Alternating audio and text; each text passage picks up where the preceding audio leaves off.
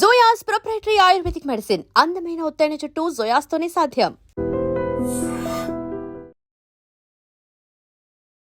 అయ్యప్ప స్వామి వారి గురించి నేను తెలుసుకున్న అంశాలలో ప్రతి ఒక్కరూ 18 సార్లు వేస్తే గురుస్వామి అనే పేరుతోనో, లేకపోతే 5 సార్లు దాటితే గురుస్వామి అనే పేరుతోనో గురుస్వామిగా చలామణి అవుతున్నారు. కానీ అయ్యప్ప స్వామి వారు మనకి ఏం తెలియజేస్తున్నారు, మనం ఏం తెలుసుకుని ఈ నియమాలను పాటించాలి, మనం ఎటువంటి గొప్ప స్థితిని పొందబోతున్నాము అనేది తెలుసుకోలేకపోతున్నారు.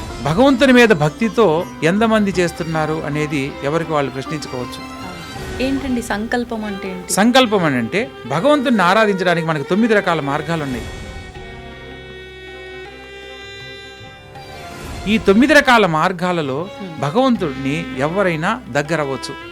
అయ్యప్ప స్వామి వారి దీక్షలో ప్రధానంగా మనం గమనిస్తున్న అంశాలు నల్ల బట్టలు ధరించడం, కాళ్ళకు చెప్పులు లేకుండా ఉండడము, నేల మీద పడుకోవడం, భూసేయనం అంటారు, ఏకభుక్తం ఒక పూట భోజనం అని అంటారు. అంటే నిజంగా దీక్షలో ఉంటే ఇవి ఖచ్చితంగా పాటించాల్సిందే అన్నప్పుడు ఎందుకు పాటించట్లేదు అంటారు చెప్పేవాళ్ళు? ఫర్ ఎగ్జాంపుల్ ఉదాహరణకు మనమే ఒక పూట ఉండలేమని చెప్పి 2 పూటలు తింటే చిన్నపిల్లలు ఎలా ఉంటారు ఏకభుక్తంలో? గురుస్వామి మాటలను మీరు మీరరాదయ్యా, గురుస్వామి మాటలను మీరు మీరరాదయ్యా, కన్యసాములను మీరు గేలి చేయరాదయ్యా, పేదవారు కాని ధనవంతులైన గాని నియమనిష్టలన్నీ మెలగాలి భక్తి భూని. నమస్కారం, వెల్కమ్ టు ఐ డ్రీమ్. ధర్మ మార్గం విత్ విజిత కార్యక్రమానికి స్వాగతం.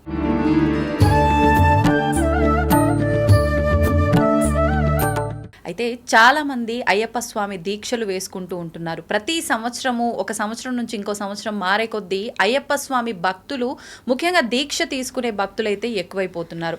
మరి అసలు ఎందుకు దీక్ష తీసుకుంటున్నారు? ఒక దీక్ష మనం స్వామికి సంబంధించి తీసుకుంటున్నప్పుడు అది మన స్వార్థం కోసమే ఎక్కువగా తీసుకోవటం అయితే చూస్తూ ఉన్నాం. అంటే వాళ్ళకున్న వ్యసనాలను మార్చుకోవడం కోసమా, లేకపోతే వాళ్ళకున్న కోరికలు తీరడం కోసమా?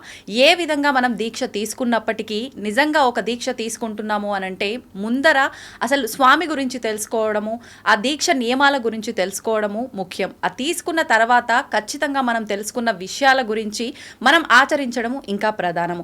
కానీ ఈ ప్రస్తుత రోజుల్లో చూస్తుంటే ఇవన్నీ మనకు ఎక్కడా కనిపించట్లేదనే చెప్పాలి. అంటే అందరూ అలా చేస్తున్నారని కాదు, కొంతమంది మాత్రం ఈ దీక్ష నియమాలు ఖచ్చితంగా పాటించట్లేరు అని మాత్రమే చెప్పగలము. అసలు ఎందుకు ఇలా జరుగుతోంది, అసలు వాస్తవం ఏంటి, ఈ అయ్యప్ప దీక్ష వెనకాల ఎలాంటి ఆంతర్యం ఉంది, ఇవన్నీ కూడా ఇప్పుడు మాట్లాడి తెలుసుకోబోతున్నాం. ప్రస్తుతం మనతో పాటు ఉన్నారు జ్యోతిష్య, వాస్తు, సంఖ్యాశాస్త్ర నిపుణులు బ్రహ్మశ్రీ సాయి మోహన్ కుమార్ గారు. వారితో మాట్లాడి మరిన్ని విషయాలు తెలుసుకునే ప్రయత్నం చేద్దాం, ముఖ్యంగా అయ్యప్ప స్వామి దీక్షలకు సంబంధించి. నమస్కారం గురుగారు. నమస్తే అమ్మ, శుభమస్తు. శ్రీమన్మహాగణాధిపతయే నమః. అయ్యప్ప స్వామి భక్తులకు, శ్రోతలకు, వీక్షకులకు పేరు పేరున ప్రతి ఒక్కరికి అయ్యప్ప స్వామి అనుగ్రహం సంపూర్ణంగా కలగాలని కోరుకుంటూ ఈ యొక్క కార్యక్రమాన్ని ప్రారంభిద్దాం. గురుగారు, నేను వినడం జరిగింది మీరు చాలా అంటే గత కొన్ని సంవత్సరాలుగా దాదాపు ఒక 20-30 సంవత్సరాల నుంచి అయ్యప్ప దీక్ష తీసుకోవడం జరిగింది అని చెప్పి. అంటే ప్రస్తుతం చూస్తున్నాం ఒక 4 సంవత్సరాలు 5 సంవత్సరాలు దీక్ష తీసుకున్నారు అని అంటే ఇంకంతా మాకు తెలుసు, మేము ఒక గురుస్వామి కిందట మేము ఇప్పుడు ఉన్నాము అని చెప్పి నిజంగా ఒక గురుస్వామి హోదాలో ఉన్నారు అని అంటే వాళ్ళ దగ్గర ఉండే ఆ నిదానం కానివ్వండి, ఆ జ్ఞానం కానివ్వండి ప్రజలకు ఉపయోగపడేలా ఉండాలి. కానీ అలాంటి గురుస్వాములని ఇప్పుడు చాలా తక్కువగా చూస్తున్నాం. మీరు ఇన్నిసార్లు మాల వేసుకున్నారు, మరి ఇన్నిసార్లు దీక్ష తీసుకున్నారు, మీ దగ్గర నాకైతే ఆ ఒక యాటిట్యూడ్ అనేది ఎక్కడా కనిపించలేదు. అసలు ఎన్నిసార్లు మీరు మాల వేసుకోవడం జరిగింది? ఇప్పటికమ్మా నేను మొట్టమొదట నాకు 11వ ఏట నేను అయ్యప్ప దీక్షను ప్రారంభించాను. ఇప్పటికీ లాస్ట్ ఇయర్ తోటి 31 సంవత్సరం నా యొక్క దీక్ష పూర్తయింది. అందులో 18 సార్లు పెద్ద పాదంలో స్వామివారి దర్శనానికి వెళ్ళడం జరిగింది. మిగిలినవి మండల పూజలకు, కొన్ని మెట్ల పూజకు వెళ్ళడం జరిగింది. స్వామివారి అయ్యప్ప దీక్షలో ప్రతి సంవత్సరం నేను ఒక కొత్త అనుభూతిని, కొత్త అనుభవాన్ని తెలుసుకుంటూ ఉన్నాను. అందువల్ల ఆ స్వామి మీద ఉన్న నాకున్న భక్తికి ఒకటి మధ్యలో మా నాన్నగారు 2003లో కాలం చేశారు. ఆ సందర్భంలో ఒకసారి దీక్ష వేసుకోలేకపోయాను. కోవిడ్ టైంలో కొన్ని షరతుల కారణంగా ఒకసారి వెళ్ళలేకపోయాను. ఇప్పటికీ 31 సంవత్సరం పూర్తి చేసిన కాలంలో అయ్యప్ప స్వామి వారి గురించి నేను తెలుసుకున్న అంశాలలో ప్రతి ఒక్కరూ ఇంకా తెలుసుకోవాల్సింది ఎంతో ఉంది. వీళ్ళు 18 సార్లు వేస్తే గురుస్వామి అనే పేరుతోనో, లేకపోతే 5 సార్లు దాటితే గురుస్వామి అనే పేరుతోనో గురుస్వామిగా చలామణి అవుతున్నారు. కానీ అయ్యప్ప స్వామి వారు మనకి ఏం తెలియజేస్తున్నారు, మనం ఏం తెలుసుకొని ఈ నియమాలను పాటించాలి, ఈ నియమాలను పాటించడం వల్ల మనం ఎటువంటి గొప్ప స్థితిని పొందబోతున్నాము అనేది తెలుసుకోలేకపోతున్నారు. అవునండి. సో ఈ విషయాన్ని నా అనుభవంలో వివరంగా నేను తెలుసుకున్నది ప్రతి ఒక్కరికి తెలియజేసి, ప్రతి ఒక్కరిని మార్గంలో వాళ్ళు ఎంచుకొని దీక్ష తీసుకునే సందర్భాలలో ఖచ్చితంగా ఒక నియమాన్ని ఆచరిస్తారనేది నేను సంకల్పంగా చెప్పగలను. మనం ఎప్పుడైతే ఒక భక్తిభావంతో చేసే ప్రతి పనికి భగవంతుడు మనల్ని అనుగ్రహించడానికి ఎప్పుడూ మనతోనే ఉంటాడమ్మా. ప్రస్తుత కాలంలో ప్రతి ఒక్కరూ వారి వారి అవసరాల నిమిత్తం ఏదో ఒక కోరికతో మనం ఈ పూజ చేస్తే మనకి ఈ ఫలితం వస్తుంది అని అంటే చేస్తారు, కానీ లేదంటే అసలు ఏది చెయ్యరు. అవునండి. ఖచ్చితంగా. ఎందుకంటే లక్ష్మీదేవి పూజకు మన ధనత్రయోదశి వచ్చింది. లక్ష్మీదేవికి ఆ రోజు ఉప్పు దీపం పెడితే ఒక ఫలితం అని, లేదా ఈ మనం అమ్మవారికి వాడే పూజకు ఉపయోగించే నూనె కానీ నెయ్యి కానీ అందులో 3 రకాల నూనెలు కలిపి యాలకులు లవంగాలు ఇవన్నీ వేసి చేస్తే ఈ ఫలితం వస్తుంది, ఆర్థికంగా వాళ్ళకి జీవితాంతం ఏ లోటు ఉండదని అంటే ప్రత్యేకంగా ఆ రోజు పూజలు చేస్తున్నారు. భగవంతుని మీద భక్తితో ఎంతమంది చేస్తున్నారు అనేది ఎవరికి వాళ్ళు ప్రశ్నించుకోవచ్చు. అవునండి. మనం ఎప్పుడూ కూడా భగవంతుణ్ణి ఆరాధించేటప్పుడు కోరికలతో భగవంతుణ్ణి ఆరాధించకూడదు. మనము ఒక సంకల్ప బలంతో భక్తిభావంతో స్వామిని ఆరాధించేటప్పుడు మనకు కావాల్సింది మనం అడగకుండా ఇస్తాడు. ఏంటండి సంకల్పం అంటే ఏంటి? సంకల్పం అని అంటే భగవంతుని ఆరాధించడానికి మనకు 9 రకాల మార్గాలు ఉన్నాయి. శ్రవణం, భగవంతుని గురించి వినడం ద్వారా, స్మరణం, భగవంతుని నామాన్ని తలచడం వల్ల, కీర్తనం, భగవంతుని యొక్క పాటల ద్వారా, దాస్యం, సేవకుల్లాగా, సఖ్యం, స్నేహితుల్లాగా, కుచేలుడు శ్రీకృష్ణ భగవంతుడిని తీసుకోవచ్చు. నామజపానికి సంబంధించి హనుమంతుల వారిని తీసుకోవచ్చు. శ్రీరాములు వారి కంటే ఆంజనేయ స్వామి వారే గొప్పవారని ఆయన రామనామ జపంలో ఆయన అటువంటి కీర్తిని పొందాడు. సో ఒక్కొక్క ఆత్మ నివేదనం, అన్నీ నీవై ఉన్నాను అని చెప్పి ఒక నమ్మి స్వామివారిని వేడడం. ఈ 9 రకాల మార్గాలలో భగవంతుడిని ఎవరైనా దగ్గరవచ్చు. మనకు ప్రస్తుతం ఉన్న బాహ్య ప్రపంచంలో ప్రతి ఒక్క దానికి ధనం మూలం ఇదం జగత్తు. ధనం ఉంటేనే ఏ పనైనా జరుగుతుంది, చేయగలమనే ఒక నినాదం, ఒక నమ్మకంతో ప్రతి ఒక్కరూ ధనం కోసం ఎలా సంపాదించడానికైనా చేసే ప్రయత్నాలలో అందులో భగవంతుడు కూడా ఒకటి అయిపోయాడు. సో భగవంతుని ఇలా ఆరాధిస్తే మనకు డబ్బులు వస్తాయి, భగవంతుని ఇలా ఈ పూజ చేస్తే మనకు కలిసి వస్తుంది, లేదా భగవంతునికి ఈ హోమం చేస్తే మనకు కలిసి వస్తుంది అనే భావంతో చేస్తున్నారు. కోరికలకు భగవంతునికి అస్సలు సంబంధం లేదు. మనకు కావాల్సింది, మనం ఎప్పుడైతే దేని మీద వ్యామోహం లేకుండా భగవంతుణ్ణి దర్శిస్తామో, భగవంతుణ్ణి ధ్యానిస్తామో దానికే సత్ఫలితాలు లభిస్తాయి. ఉదాహరణకు మనం ఉపవాస నియమాలు పాటిస్తూ ఉంటాం. ఈ కార్తీక మాసానికి చాలా విస్తృతి ఉందమ్మా. హరిహరాదులను ఏకకాలంలో ఆరాధించుకోవచ్చు. శివునికి సంబంధించి ఈ యొక్క కార్తీక మాసానికి ఎంత ప్రాధాన్యత ఉందో, కేదారేశ్వర స్వాముల వ్రతాలు నోములు ఎలా అయితే ప్రాధాన్యతగా ఆచరిస్తారో, విష్ణువుకు సంబంధించిన మాసంగా కూడా దీన్ని ఆరాధిస్తారు. ఈ అంటే ఏకాదశులకు విష్ణువుకు సంబంధించిన ప్రాధాన్యత ఉంది. అందుకని హరిహరాదుల సంగమం చేత కలిగిన సంతానంగా ఈ యొక్క అయ్యప్ప స్వామి దీక్షలో ఒక నియమంగా ఈ యొక్క మాసాన్ని మనం దీక్షా నియమాలతో ఆచరించడం వల్ల మనం కోరుకున్న గొప్ప జీవితాన్ని భగవద్ అనుగ్రహంతో పొందుతాం. ఓహో, అంటే కార్తీక మాసంలోనే అయ్యప్ప దీక్షకి కారణం ఇది. అవును. ప్రత్యేకత ఏంటంటే మనకు ఇది కావాలి అని మనం భగవంతుని కోరాల్సిన అవసరం లేదు. కార్తీక సమమాస అంటారు. కార్తీక మాసంతో సమానమైన మాసం ఏ మాసం లేదు అని శాస్త్రంలో చెప్పబడింది. అటువంటి కార్తీక మాసంలో ఆచరించే భగవంతునికి సంబంధించిన ఏ పూజ, జపము, దానము ఏది చేసినా కూడా దానికి 10,000 రెట్లు ఫలితాలు వస్తాయనేది మనకు గ్రంథాల్లో, శాస్త్రాల్లో తెలియజేయబడింది. అవునండి. అటువంటి ఈ మాసంలో భగవంతునికి సంబంధించి ఆరాధించడం వల్ల చాలామంది జ్యోతిషాస్త్రరీత్యా మంచి జీవితాన్ని పొందడానికి పరిశీలన చేయించుకుంటూ ఉంటారు. ఆ సందర్భంలో శని భగవంతుని యొక్క ప్రభావం తీవ్రంగా ఉన్నప్పుడు లగ్నంలో కానీ, ద్వితీయంలో కానీ, చతుర్థం కానీ, అర్ధాష్టమం అంటారు, అష్టమ శని కానీ, సప్తమ శని కానీ, ఇలా శని భగవంతుని యొక్క పరిస్థితులు జాతకంలో నడుస్తున్నా, ఏలనాటి శని ప్రభావంతో ఇబ్బంది పడుతున్నా వాళ్ళందరూ ఈ యొక్క అయ్యప్ప స్వామిని ఆరాధించడం వల్ల అనేక రకాల సమస్యల నుంచి బయటపడతారు అనేది ఈ అయ్యప్ప స్వామి వారి చరిత్రలో చెప్పబడింది. ఇక్కడ శని భగవంతునికి సంబంధించి అయ్యప్ప స్వామికి సంబంధించి సంబంధం ఏంటి అని మనకు సందేహం కలగాలి. అవునండి. ఇప్పుడు ఒక్కొక్క లక్ష్మీదేవిని ఆరాధిస్తే డబ్బులు వస్తాయి, వస్తాయి. లేదా విష్ణుమూర్తిని ఆరాధిస్తే ఆయుష్ పెరుగుతుంది, ఈశ్వరుని ఆరాధిస్తే అపమృత్యు దోషాలు తొలగిపోతాయి. ఈ అయ్యప్ప స్వామికి సంబంధించి ఆరాధించడం వల్ల సమస్త శని బాధల నుంచి విముక్తి కలుగుతుంది. దీనికి అయ్యప్ప స్వామి వారి అవతార రహస్యం గురించి కొన్ని అంశాలు మనం తెలుసుకునే ప్రయత్నం చేస్తే అందులో శని భగవంతునికి ఎందుకు ప్రాధాన్యత ఇవ్వబడింది అనేది మనం తెలుసుకోవచ్చు. అయ్యప్ప స్వామి వారి దీక్షలో ప్రధానంగా మనం గమనిస్తున్న అంశాలు నల్ల బట్టలు ధరించడం, కాళ్ళకు చెప్పులు లేకుండా ఉండడము, నేల మీద పడుకోవడం, భూసేయనం అంటారు, ఏకభుక్తం ఒక పూట భోజనం అని అంటారు. ఇవన్నీ కూడా అయ్యప్ప స్వామి వారి దీక్షలో ప్రధానంగా ఆచరించవలసిన నియమ నిబంధనలు. అలాగే ఎందుకు ఆచరించాలి? కార్తీక మాసంలో ఈశ్వరునికి సంబంధించి ప్రతి సోమవారం కార్తీక సోమవారం పేరుతో ఈశ్వరుని ఆరాధించే క్రమంలో నక్తము అనే విధంగా ఉపవాసాన్ని ఆచరిస్తారు. అంటే నక్షత్ర దర్శనం చేసిన తర్వాత భుజించే ఆహారాన్ని నక్తము అంటారు. ఇది కార్తీక మాసంలో ఉపవాస నియమ పద్ధతి అన్నమాట. సో ఇలా కార్తీక మాసానికి ఒక ప్రాధాన్యత ఎలా అయితే చెప్పబడిందో, ఈ కార్తీక మాసంలో ప్రతి ఒక్కరి జీవితంలో ఎన్నో రకాల సమస్యలతో ఇబ్బంది పడేటప్పుడు వాళ్ళకై వాళ్ళు కొన్ని నియమ నిబంధనలు పెట్టుకొని వాళ్ళ యొక్క కోరికలను తెంచుకోవడం, అంటే దేని మీద వ్యామోహం లేని జీవితాన్ని పొందుతూ భగవంతుని దగ్గరగా గనక ధ్యానించినప్పుడు మన జీవితానికి ఏం కావాలో అవి భగవంతుని అనుగ్రహంతో లభిస్తాయి. అందుకు ప్రధానంగా అయ్యప్ప స్వామి వారి దీక్షలో చాలామంది ఎన్నో రకాల సత్ఫలితాలు పొందిన వాళ్ళు ఉన్నారు. పూర్వకాలంలో పంపానదిలో స్నానమాచరించిన, భస్మకులంలో స్నానమాచరించిన దీర్ఘకాలిక అనారోగ్యాల సైతం నయమయ్యేవి.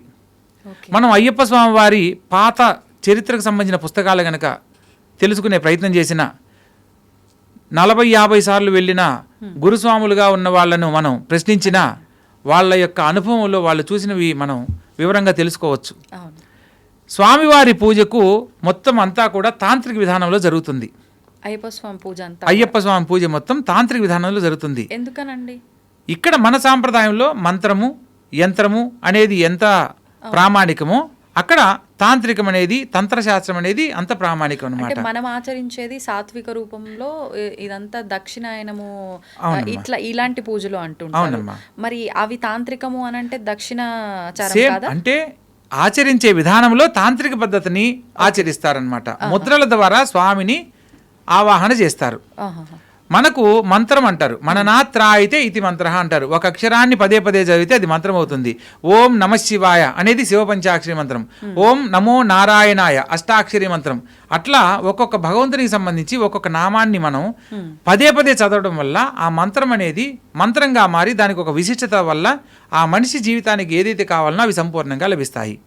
ఇక యంత్ర పద్ధతిలో మంత్రం చదవలేని వాడి గురించి ఒక యంత్రానికి శక్తిని ధారపోసి ఆ యంత్రాన్ని పూజించడం వల్ల ఏ కుటుంబ సభ్యులు పూజిస్తారో వారికి కావాల్సిన అన్ని రకాల సకల భోగభాగ్యాలను పొందవచ్చు. ఇక మూడవది తంత్రం, తర్పణాత్రాయితే ఇది తంత్ర అంటారు. దీనికి మంత్రం అనేది ఉండదమ్మా. భగవత్ప్రీతికి సంబంధించింది ఏదైనా కూడా మనము తాంత్రిక విధానంలో ఆచరించే వాటికి త్వరగా ఫలితాలు వస్తాయి. ఉదాహరణకు పితృదేవతలు, మన పెద్దవాళ్ళకి సంబంధించిన ఏదైనా కర్మకృతువులు చేసేటప్పుడు యజ్ఞయాగాది కృతువులు ఎన్ని చేసినా చివరిలో పిండ ప్రధానం అనేది నీటిలో ఇలా వదులుతారు. అవునండి. తిలలతో ఏర్పాటు చేసిన ప్రసాద నైవేద్యాన్ని పితృదేవతలకు అర్పిస్తారు. సో అలా చేయడం వల్ల పితృదేవతలకు అది నేరుగా చేరుతుంది, వారికి స్వర్గారోహణ ప్రాప్తి కలుగుతుంది. ఆ యొక్క కుటుంబ సభ్యులకు పితృదేవతల ఆశీస్సులు లభిస్తాయన్నమాట.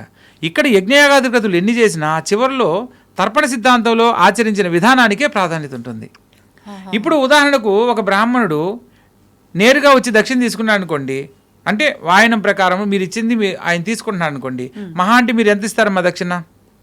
ఎంత? 110లో ఒక 500, 1000 రూపాయలు అనుకుందాం. 1000 రూపాయలు ఇస్తారు. అదే ఒక బ్రాహ్మణుడికి నెల మొత్తం జీవితం గడవాలి అంటే మీరు ఇచ్చిన 1000 రూపాయలతో జరిగిపోతుందా? సో శాస్త్ర ప్రామాణికంగా కొన్ని మంత్రాల రూపంలోనూ, యజ్ఞాల రూపంలోనూ, యాగాల రూపంలో ఇక్కడ మనం పితృకర్మలు ఆచరించినప్పుడు 10 మందికి భోక్తలుగా కూర్చోబెట్టి వాళ్ళకి భోజనం పెట్టాలి. మహేశ్వరులుగా కూర్చోబెట్టి భోజనం పెడతారు. అలాగా బ్రాహ్మణులకు ఆ కుటుంబ సభ్యుల వాళ్ళను మహేశ్వరులుగా భావించి చేస్తుంటారు. సో ఇటువంటి సందర్భంలో బ్రాహ్మణులకి అన్న సంతర్పణ అనేది ఏర్పాటు చేస్తే పితృదేవతలకు ఆత్మశాంతి కలుగుతుంది. సో ఇక్కడ పూజ అనే విధానంలో ఈ యజ్ఞయాగాది క్రతువులు కూడా చేసినప్పుడు వాటికి కావాల్సిన సమిధలు అయితేనేమి, యజ్ఞానికి సంబంధించిన వస్తువులు అన్నీ తెచ్చుకోవడానికి ఉదాహరణకు 30-40 వేలు ఖర్చు కూడా ఏర్పడుతుంది. సో దానివల్ల ఒక బ్రాహ్మణుడికి మనం సంపూర్ణంగా వారి యొక్క జీవన విధానానికి మనం సహాయం చేసిన వాళ్ళం అవుతాం. వాళ్ళు సంతృప్తిగా తీసుకొని వాళ్ళు ఏదైతే ఆశీర్వచనం చేస్తారో పితృదేవతల ఆశీస్సులు కూడా మనకు లభిస్తాయి. ఈ సాంప్రదాయంలో దీన్ని ఆచరించేవాళ్ళు. సో తాంత్రిక విధానంలో యజ్ఞం చేస్తున్నారనుకోండి, శని భగవంతుని ప్రీతికరమైన యజ్ఞం చేసేటప్పుడు నువ్వులు అందులో హవనం చేస్తూ ఋత్విక్కులు యాగం చేయడం జరుగుతుంది. అదేవిధంగా గణపతికి సంబంధించి అనుకోండి, చెరుకు బెల్లం వేస్తూ ఉంటారు. సో అమ్మవారికి సంబంధించినవి ఏదైనా ప్రత్యంగిన అమ్మవారు అనుకోండి, మిరపకాయలతో హవనం చేస్తారు. సో ఒక్కొక్క గ్రహప్రీతికి సంబంధించిన ధాన్యంతో హవనం చేయడం వల్ల మనం ఆ యొక్క సత్ఫలితాలు పొందుతున్నాము అని అంటే తాంత్రిక విధానంలో అది త్వరగా లభిస్తుంది. అంటే ఇది కూడా దాంట్లో తాంత్రిక విధానం అనమాట.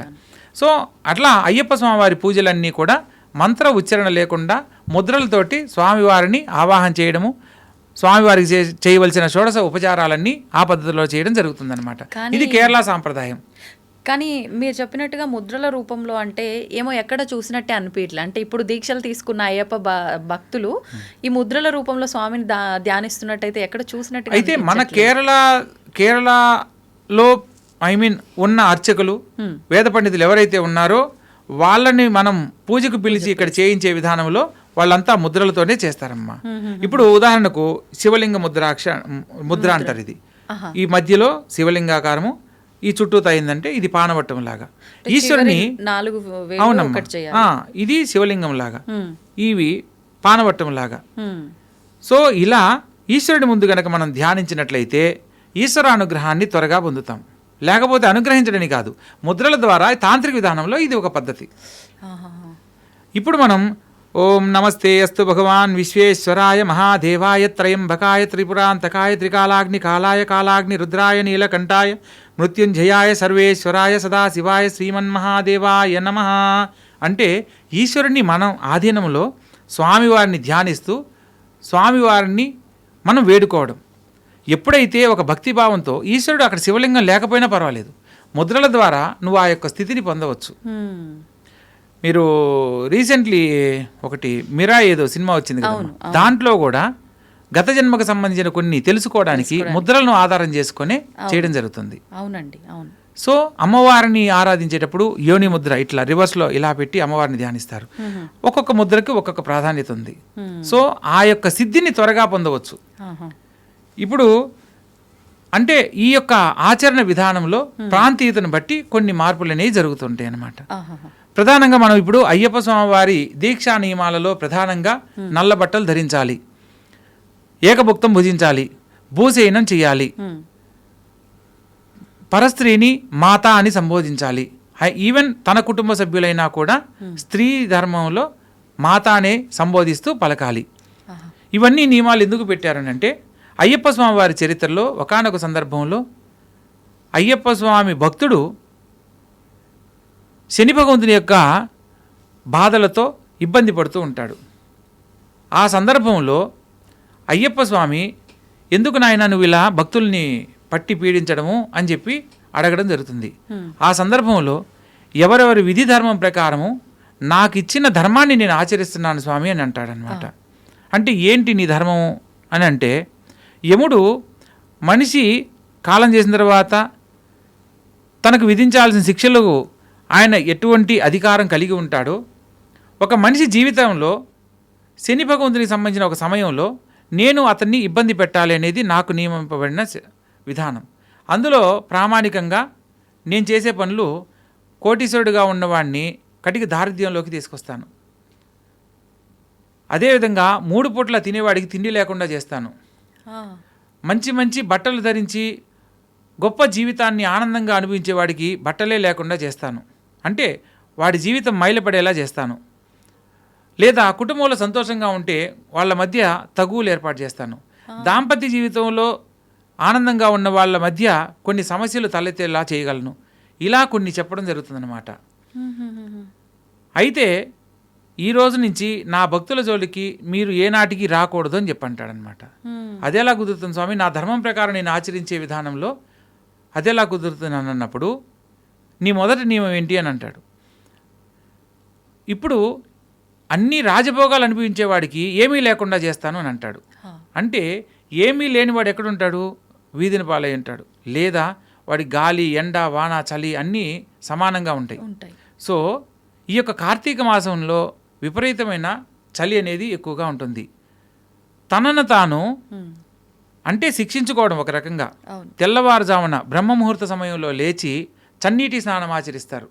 ఇప్పుడు మంచి రాజభోగాలు అనుభవించేవాడు లేపినా లేవడు, 9 అయినా 10 అయినా లేపినా లేవడు. అటువంటి వాడిని నువ్వు తెల్లవారుజామున 3 గంటలు లేచి స్నానం చేయమంటే ఎవరు చేస్తారు? కానీ నీ మీద భక్తితో నన్ను ఆరాధిస్తూ ఇలా తెల్లవారుజామున లేచి బ్రహ్మముహూర్తంలో స్నానం ఆచరించడం జరుగుతుంది. రెండవ నియమము, 3 పూట్ల తినేవాడికి తిండి లేకుండా చేస్తాను. తినే అవకాశం ఉన్నప్పటికీ కూడా వాడు ఒక్క పూటే భోజనం చేస్తాడు అని చెప్పి అయ్యప్ప స్వామి చెప్పడం జరుగుతుంది. తరువాత రాజభోగాలు హంపశైల మీద చేయనించేవాడికి అవన్నీ లేకుండా చేస్తాను అని అంటాడు. ఎన్ని రాజభోగాలు అనుభవించే అవకాశం ఉన్నప్పటికీ భూసేనమే చేస్తారు, నేల మీద మాత్రమే పడుకుంటారు అని చెప్పని అంటాడు.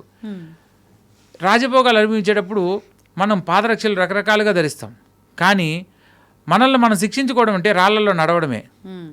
ఇప్పుడు దారిద్ర్యంలో ఎదురవుడు అన్నీ ఉన్నప్పుడు మనం అన్నీ అనుభవిస్తాం, కానీ దారిద్ర్యానికి సంకేతం అన్నీ ఏమీ లేకపోవడం.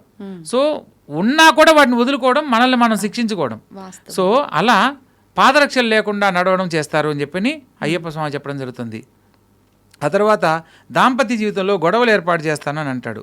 అయితే కళ్యాణ జీవితంలో ఉన్నవాళ్ళు, పెళ్ళైన వాళ్ళు, వివాహితులైన వాళ్ళు కూడా నా యొక్క దీక్ష తీసుకున్న వాళ్ళు బ్రహ్మచర్య వ్రత దీక్షను ఆచరిస్తారు అని అంటాడు. పైగా తన భార్య అయినా సరే కుటుంబ సభ్యులందరినీ మాతా అని సంబోధించడం జరుగుతుంది అని చెప్పి చెప్పడం జరుగుతుంది అనమాట. తదుపరి అన్ని భోగాలు అనుభవించేవాడికి ఏమీ లేకుండా చేస్తాను అని అంటాడు. సో దేని మీద వ్యామోహం లేకుండా నిత్యము నా నామస్మరణతోనే కాలాన్ని గడుపుతూ ఉంటారు అని చెప్పేసి చెప్తారనమాట. ఇలా గనక నీ భక్తులు గనక ఆచరిస్తే నీ భక్తుల జోలికి నేను ఏనాటికి రాను అని చెప్పి శని భగవంతుడు చెప్పడం జరుగుతుంది. అప్పటి నుంచి అది ఆచారంగా మనము ఇప్పుడు కూడా దాన్ని ఒక నియమ నిబంధనలో ప్రత్యేకంగా ఆచరించడం జరుగుతుంది. ఇప్పుడు మీరు చెప్పినట్టుగా లాస్ట్ 2 నామజపము, బ్రహ్మచర్యము అయితే దీక్షలో ఉన్న వాళ్ళు పాటిస్తున్నారనే చెప్పాలి. కానీ మిగతా ముందర చెప్పినవి మాత్రం అంటే భోగాలు అనుభవించటము, పాదరక్షలు లేకుండా తిరగటము, ఒక పూట తినటము, ఇలాంటివి అయితే ఎక్కువగా చేస్తున్నట్టుగా అనిపించట్లేదు. అంటే నిజంగా దీక్షలో ఉంటే ఇవి ఖచ్చితంగా పాటించాల్సిందే అన్నప్పుడు ఎందుకు పాటించట్లేదు అంటారు? ఇక్కడ ఏంటంటే అమ్మా, చెప్పేవాళ్ళు ఫర్ ఎగ్జాంపుల్ ఉదాహరణకు చిన్నపిల్లలకు దీక్ష నియమాలు, చిన్నపిల్లలకు కూడా మాకు బాబు పుడితే అయ్యప్ప స్వామి మాల వేస్తామని చెప్పి మొక్కుంటారు. వాడికి 5వ ఏటో 6వ ఏటో వస్తుంది. 6వ ఏట మాల వేసి అయ్యప్ప స్వామి కొండకు తీసుకెళ్లే ప్రయత్నం చేసేటప్పుడు పెద్దవాళ్ళు మనమే ఒక పూట ఉండలేమని చెప్పి 2 పూటలు తింటే చిన్నపిల్లలు ఎలా ఉంటారు? ఏకభుక్తంలో ఉండలేనప్పుడు వాళ్ళ కోసం పెట్టిన ఒక నియమం ఏంటంటే, పైగా వృద్ధాప్యంలో ఉన్న వాళ్ళు కూడా కొంచెం పెద్ద వయసు వాళ్ళు ఆకలికి తట్టుకోలేరు, వాళ్ళ కోసంగా పెట్టిన ఒక నియమంలో అల్పాహారం అని ఒక నియమాన్ని పెట్టారు. అల్పము అని అంటే తినే దాంట్లో వండినవి ఉడికినవి కాకుండా మనం ఏదైనా తినాలి. భగవత్ప్రీతికి సంబంధించి ప్రసాదం పెట్టిన ప్రసాదంగా తీసుకోవాలి. అంతేగాని ఇది బియ్యపు రవ్వతో చేశారు ఉప్మా తినొచ్చు, ఇడ్లీ రవ్వతో చేశారు ఇడ్లీ తినొచ్చు అని చెప్పి చెప్పలేదు. మేము సాయంకాలం అల్పాహారం దోశ తిన్నాము, పొంగల్ తిన్నామని చెప్పి. ఇప్పుడు మనకు పంచ అమృతాలని ఉన్నాయమ్మా.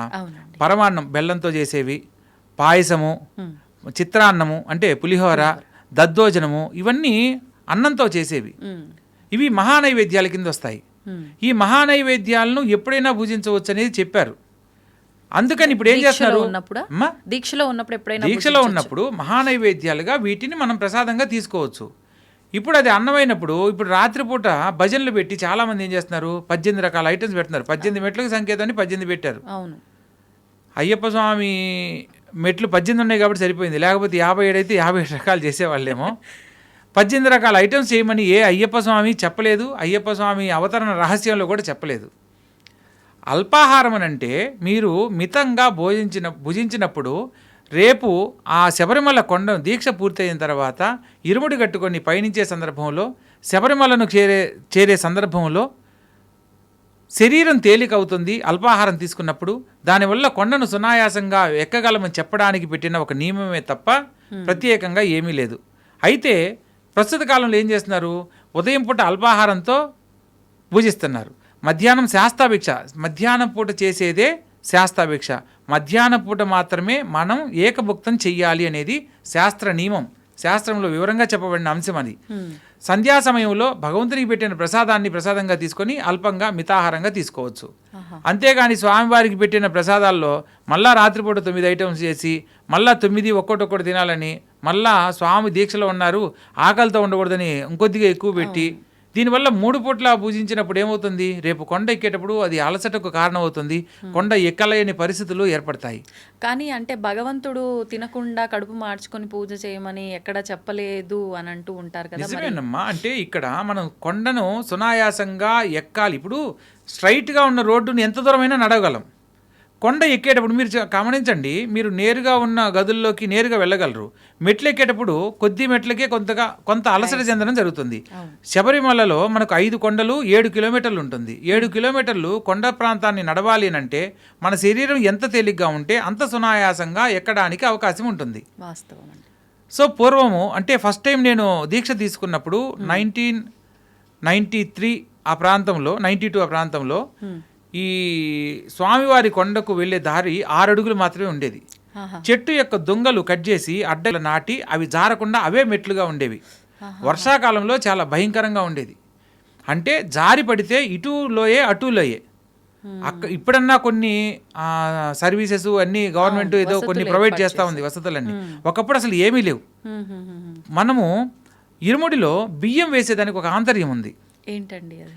మెయిన్ ప్రతి ఒక్కరు తెలుసుకోవాల్సిన విషయం, మనిషి కాలం చేసినప్పుడు వారి యొక్క చివరి ముద్దగా చనిపోయిన వ్యక్తికి నోటి దగ్గర బియ్యం పోస్తారు. మీరు గమనించండి అమ్మా, ప్రదక్షిణ చేసి కుటుంబ సభ్యుల చేత చేసేవాళ్ళు. పూర్వకాలంలో అటవీ ప్రాంతం అది, మొత్తం వన్యమృగాలు తిరిగేవి. వెళ్ళిన వాడు తిరిగి వస్తాడో రాడో కూడా తెలియని సందర్భం. అటువంటి సమయంలో ఈ బియ్యాన్ని అలా వాళ్లకు భిక్షగా పెట్టినట్టు పెట్టి పంపించేవాళ్ళు. ఎందుకంటే భగవంతుని అనుగ్రహంతో తిరిగి రావాలని. సో ఒకవేళ వాళ్ళ కుటుంబ సభ్యులకు సంబంధించి ఏది నోచుకోలేకపోయామనే ఆలోచన కలగకుండా ఉండడానికి ఈ నియమాన్ని పెట్టడం జరిగింది. పూర్వకాలంలో ఈ యొక్క ఇరుముడి అంటే 2 వైపులా కలిగిన ముడి. ఒకవైపు యాత్ర సమయంలో ఈ యొక్క అటవీ మార్గంలో వెళ్ళే సందర్భంలో ఆకలికి మనం తీసుకుని వెళ్ళిన పదార్థాలే ఒకవైపు ఉండేవి. రెండవ ముడిలో అయ్యప్ప స్వామికి సమర్పించే పూజా ద్రవ్యములు ఉండేవన్నమాట. కానీ పంబా నది దగ్గరికి వెళ్ళిన తర్వాత పంబ సద్య అని చెప్పి చేసేవాళ్ళు. ఇరుముడిని ఇప్పి గురుస్వామి ఆధ్వర్యంలో ఇరుముడి ఇప్పిన తర్వాత స్నానం ఆచరించి పంబా నదిలో భజనా కార్యక్రమాలన్నీ పూర్తి చేసుకొని పంబయ్యలు వెళ్ళక్కుంటారు. అక్కడ సంధ్యా సమయంలో ఒక త్రిభుజాకారంలో వెదురు కర్రలతోటి దీపాన్ని వెలిగించి ఆ పంబా నదిలో వదిలేవాళ్ళు అనమాట. పూర్వకాలం ఈ లైట్లు ఇవన్నీ ఏం లేవమ్మా. సో అక్కడ ఈ దీపపు కాంతులతోనే మనం అక్కడ మార్గ మధ్యాన్ని తెలుసుకునేవాళ్ళు. అలా ఒక సాంప్రదాయం ఉండేది. కాలక్రమేణా భక్తులు పెరిగేసరికి అనేది ఇప్పుడు కూడా ఉందా? కొందరు చేస్తున్నారమ్మా, దాని గురించి తెలిసిన వాళ్ళు. సో ఒక 40 సార్లు 50 సార్లు వెళ్ళిన వాళ్ళు దాన్ని ఆచరిస్తున్నారు, కానీ అందరూ దాన్ని ఆచరించట్లేదు. ఎందుకంటే వసతులు, ఒకప్పుడు ఇంతమంది భక్తులు ఉండేవాళ్ళు కాదు. వెళ్ళాలంటేనే భయపడేవాళ్ళు. అయ్యప్ప స్వామి దీక్ష తీసుకోవాలన్నా భయపడేవాళ్ళు. ఒకవేళ అయ్యప్ప స్వామి మాలధారణ చేసి ఎవరైనా ఎదురొస్తున్నారంటే స్త్రీ పక్కకు వెళ్ళిపోయేవాళ్ళు. అయ్యో అయ్యప్ప స్వామి వస్తున్నారు, దీక్షలో ఉన్నారని మైల తగలకూడదనే భావంతో, వాళ్ళకి ఏ ఆలోచన కలగకూడదనే భావంతో పక్కకి వెళ్ళిపోయేవాళ్ళు. అంత నిష్టగా చేసి అంత నియమ నిబంధనలు ఉండేవి. కానీ ప్రస్తుత కాలంలో ఏంటి, అయ్యప్ప స్వామి దీక్షలు వేసుకున్నాడు, నువ్వు రా నేను తీసుకుపోతానని చెప్పి బండి మీద ఎక్కించుకొని తీసుకుపోతా ఉండడం జరుగుతుంది. ఇంకొకటి పంబా నది అన్నారు కాబట్టి అక్కడ దీపాలు వదిలే విధానం కూడా ఉంది అని చెప్పి అన్నారు. అదే పంబాయిలు వెళ్ళక్కు అనే పేరుతో ఈ యొక్క ఆచారాన్ని చేస్తూ ఉంటారనమాట. ఆ దీపాల వరుస అదొక వేడుకగా చేసేవాళ్ళు. ఈ యొక్క అంటే దీపావళి సమీపంలోనే ఈ యొక్క దీక్షధారణ స్టార్ట్ అయ్యేది కాబట్టి, సో ఆ నియమాలను ఈ కార్తీక మాసంలో దీపాలు వెలిగించే దానికి ఒక ప్రత్యేకత ఉంది కాబట్టి అక్కడ పంబైలు వెలక్కు అనే పేరుతో దీపాల వరుసను ఆ నీటిలో పంబా నదిలో వదిలేవాళ్ళు అనమాట. ఓకే. ఇప్పుడు చాలా రకాల ఆచారాలు అయితే ఉన్నట్టుగా అనిపిస్తోంది. మీరు ముందర వేసుకున్నప్పటి నుంచి అవునమ్మా. ఇప్పుడు ప్రస్తుతం చూస్తే. అవునమ్మా. అసలు అలా నిజంగా ఎన్ని ఆచారాలు ఉన్నాయో ఒక్కసారి అయ్యప్ప దీక్ష తీసుకుంటే ఇక్కడ మొదలుపెట్టి వెళ్ళి మనం ఆ ఇడుముడి సమర్పించుకునే వరకు కూడా అండి? ప్రధానంగా అమ్మ మంచి ప్రశ్న వేశారు. అయ్యప్ప స్వామి వారి దీక్షలో మనం ఏది తెలుసుకోవాలనుకున్నా కూడా శరణఘోషలో ఉన్న ఆంతర్యం తెలుసుకోవాలి. ప్రతి ఒక్క భగవంతునికి అష్టోత్తరం ఎలా అయితే ఉందో అయ్యప్ప స్వామికి కూడా అష్టోత్తరం అలాగే ఉంది. దానితో పాటు శరణఘోష అని ఒక 108 నామాలను కూడా తెలియజేయడం జరిగింది. ఇందులో అయ్యప్ప స్వామి వారి ఆలయానికి వెళ్ళే మార్గానికి సంబంధించిన ఏ ఏ ఊర్లు అయితే మనం దాటుతూ ఉంటామో అవి అళదా నది నుంచి వరుస క్రమంలో ఉంటాయన్నమాట. స్వామివారిని దర్శించి మరలా ఆ మకర జ్యోతి దర్శనం వరకు ఒక ప్రామాణికంగా చెప్పబడిన విధానం ఉంటుందన్నమాట. మనకు అళదా నదియే అనే ఒక శరణఘోష దగ్గర నుంచి కనుక అయ్యప్ప స్వామి వారి శరణఘోషను కనుక మనం ప్రయత్నం చేస్తే అళదా నదియే ఈ శరణమయ్యప్ప, అళదా మేడే ఈ శరణమయ్యప్ప, కలిడం కుండ్రమే ఈ శరణమయ్యప్ప, కరిమలై ఏట్రమే ఈ శరణమయ్యప్ప, కరిమలై ఇరక్కమే ఈ శరణమయ్యప్ప. ఈ కరిమల అనేది విపరీతమైన భయంకరమైన అడవి, భయంకరమైన ఎత్తు. అంటే మనం పైకి ఎక్కేటప్పుడు చెట్లు వేర్లతోటి భయంకరమైన రాళ్లతోటి దాటడం జరుగుతుందమ్మా. ప్రతి ఒక్కరూ ఈ యొక్క కరిమలు ఎక్కేటప్పుడు ఎందుకు వచ్చానా నేను అని బాధపడిన సన్నివేశాలు కొన్ని వందల మంది జీవితాల్లో ఒక ఆలోచనగా మిగిలిపోయింది. కానీ వేల్మణి గారని తమిళ సింగరు ఒక అతను పాడిన పాటలు కూడా కరిమల ఎక్కుట కఠినం కఠినం కాపాడుటకు రావయ్యో అని పాడడం కూడా జరిగింది. ఎందుకంటే అంత కఠినంగా ఉన్న విషయాన్ని మనం ఎప్పుడైతే అయ్యప్ప స్వామి వారి నామాన్ని శరణఘోష చెబుతూ ఎప్పుడైతే మనం ప్రయత్నం చేస్తామో అది అవలీలగా ఆ యొక్క కరిమల ఎక్కడం జరుగుతుంది. కరిమల ఏట్రం, కరిమల ఇరక్కం, కరిమల కొండ ఎక్కిన తర్వాత మళ్ళీ దాన్ని ఒక దాటడం చాలా కష్టం. ఆ కొండ దిగి మళ్ళా పెరియానవట్టం అంటే పెద్ద పెద్ద ఏనుగులు సమూహం ఉండే ప్రదేశం. తర్వాత చెరియానవట్టం, చిన్న ఏనుగుల గుంపు ఉండే సమూహం అనమాట. ఆ తర్వాత పెరియానవట్టం, చెరియానవట్టం, పంబానది. ఇవన్నీ దాటిన తర్వాత పంబానది వరకు వస్తాం. ఇది ఎరిమేలిలో యాత్ర ప్రారంభమైనప్పుడు మనం మొట్టమొదటిగా అళదా నదిలో ఎరిమేలిలో స్నానం ఆచరించి బయలుదేరుతాము. తరువాత స్నానము అళదా నదిలో చేస్తాం. ఈ అళదా నదిలో స్నానం చేసి మరలా సంధ్యా సమయం స్నానానికి పంబానదికి వెళ్ళే విధంగా మనకు భగవంతుడు ఆ సమయాన్ని నిర్ధారణ చేసి వెళ్ళే మార్గ నిర్దేశకం చేయడం జరిగింది. పంబానదిలో స్నానం ఆచరించి మరలా ఇరుముడికి వాటన్నిటికీ పూజలు అవన్నీ చేసుకుని మరలా పంబైలు వెలకు, నీలిమల ఎట్రం, అప్పాచిమేడు, శబరిపీఠం, శరంగుత్తియాలే, బస్మొక్కలమే ఇలా నీలిమల ఎట్రం, నీలిమల ఎక్కుతాం. తర్వాత అప్పాచిమేడు, తర్వాత శబరిపీఠం, శబరిని అనుగ్రహించిన ప్రదేశం. ఆ తర్వాత శరంగుత్తియాలే, శరముల గుత్తి. అయ్యప్ప స్వామి వారు పందల రాజుకు నాకు పలానా చోట ఒక ఆలయం కావాలని అడిగిన సందర్భంలో తను ఒక బాణాన్ని సంధించి ఈ బాణం ఎక్కడైతే సంధింపబడుతుందో అక్కడ తూర్పు భాగంలో నాకు ఆలయాన్ని నిర్మింపమని అడుగుతాడనమాట. అప్పుడు ఈ సంధించిన బాణం ఈ శరముల గుత్తి దగ్గర పడుతుంది. శరంగుత్తి అనే ప్రదేశంలో ఒక రావి చెట్టుకు ఈ యొక్క బాణం గుచ్చుకోవడం జరిగింది. ఇప్పటికి కూడా మొట్టమొదటిసారిగా వెళ్ళిన అయ్యప్ప స్వామి భక్తులందరూ కన్యస్వామి పేరుతో వెళ్ళే ప్రతి భక్తులు కూడా ఒక బాణాన్ని తీసుకుని వెళ్ళడము, ఈ యొక్క గుత్తి సమూహం, గుత్తి అంటే సమూహం, గుంపు అని వస్తుందన్నమాట. శరము అంటే బాణం, బాణాల గుత్తి, బాణాల సమూహం అని దాని ప్రదేశం అనమాట ఆ పేరు. సో ఈ కన్యస్వాములకు వెళ్ళిన వాళ్ళు బాణాలు అక్కడ గుచ్చి అక్కడి నుంచి స్వామివారి దర్శనానికి వెళ్ళాలి. అక్కడ నుంచి నేరుగా బస్మొక్కలు వెళ్ళాలి. బస్మొక్కలు వెళ్ళి అక్కడ స్నానం ఆచరించి ఆ తర్వాత 18 రావాలి. 18 మెట్లు ఎక్కి బస్మొక్కలమే ఈ శరణమయ్యప్ప, 18 ఈ శరణమయ్యప్ప, నెయ్యాభిషేక ప్రియనే ఈ శరణమయ్యప్ప, కర్పూర జ్యోతియే ఈ శరణమయ్యప్ప అంటే 18 మెట్లు ఎక్కడం. 18 మెట్లు ఎక్కిన తర్వాత నెయ్యాభిషేక ప్రియుడిని చూడడం.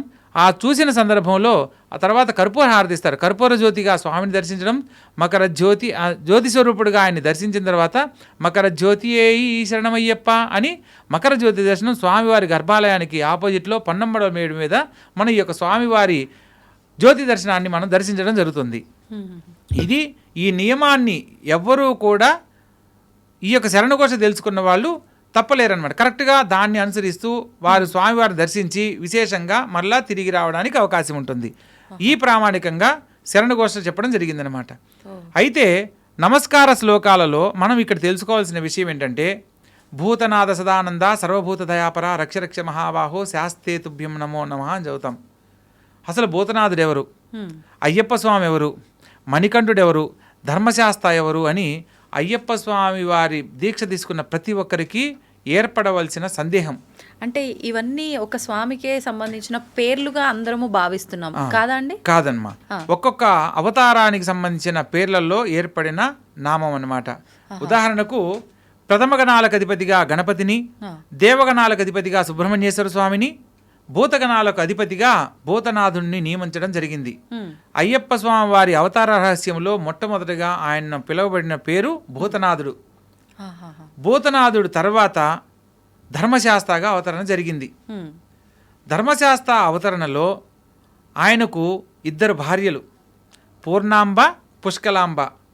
ఈ 2 భార్యలతోటి మనం మీరు ఉదాహరణకు గమనించినట్లయితే అయ్యప్ప స్వామి పేరుతో మనం దీక్షధారణ చేసి అయ్యప్ప స్వామి అష్టోత్తరం చదివిన తర్వాత చివరిలో చదివే ఒక నామం ఏంటంటే ఓం శ్రీ పూర్ణ పుష్కలాంబ సమేత హరిహరపుత్ర ధర్మశాస్త్రే నమః ఇది అయ్యప్ప స్వామి అష్టోత్తర శతనామావళి సంపూర్ణం అని చదువుతాం. ఇక్కడ అయ్యప్ప స్వామి బ్రహ్మచారి అయితే పూర్ణ పుష్కలాంబ సమేత ధర్మశాస్త్రే నమః అనేది ఎందుకు చదవాలి? సో ధర్మశాస్త్ర అవతరణలో మరొక అంశం అయ్యప్ప అన్నమాట. సో అంటే అయ్యప్ప అవతారంలో ఆయనకు వివాహం జరగలేదు, అయ్యప్పకు అవతారంలో వివాహం ఖచ్చితంగా మంచి అన్నాను. అవునమ్మా, మంచి మాట అన్నారు. అయ్యప్ప స్వామిగా ఉన్నప్పుడు ఆయన బ్రహ్మచర్య వ్రత దీక్షలో ఉన్నాడు. మహిషి సంహరణార్థము ఆయన అవతరణ అనేది జరిగింది. మహిషి ఒక వరం కోరుకుంటుంది, ఈ భూమండలం మీద అయోని సంభవుని చేత మాత్రమే, అంటే 2 పురుషుల ద్వారా సంగమం కలిగిన ద్వారా నాకు మరణం పొందాలి అని చెప్పి వరం కోరుకుంటుంది బ్రహ్మను. అది విపరీతమైన తపస్సు చేస్తుందమ్మా మహిషి. ఆమె మొదటి అవతారంలో లీలావతి అనే ఒక అద్భుతమైన యువరాణి, చాలా చక్కగా ఉండే యువరాణి. ఆమె శాపగ్రస్తురాలయ్యి రాక్షసి జన్మ ఎత్తుతుంది, మహిషిగా జన్మిస్తుంది.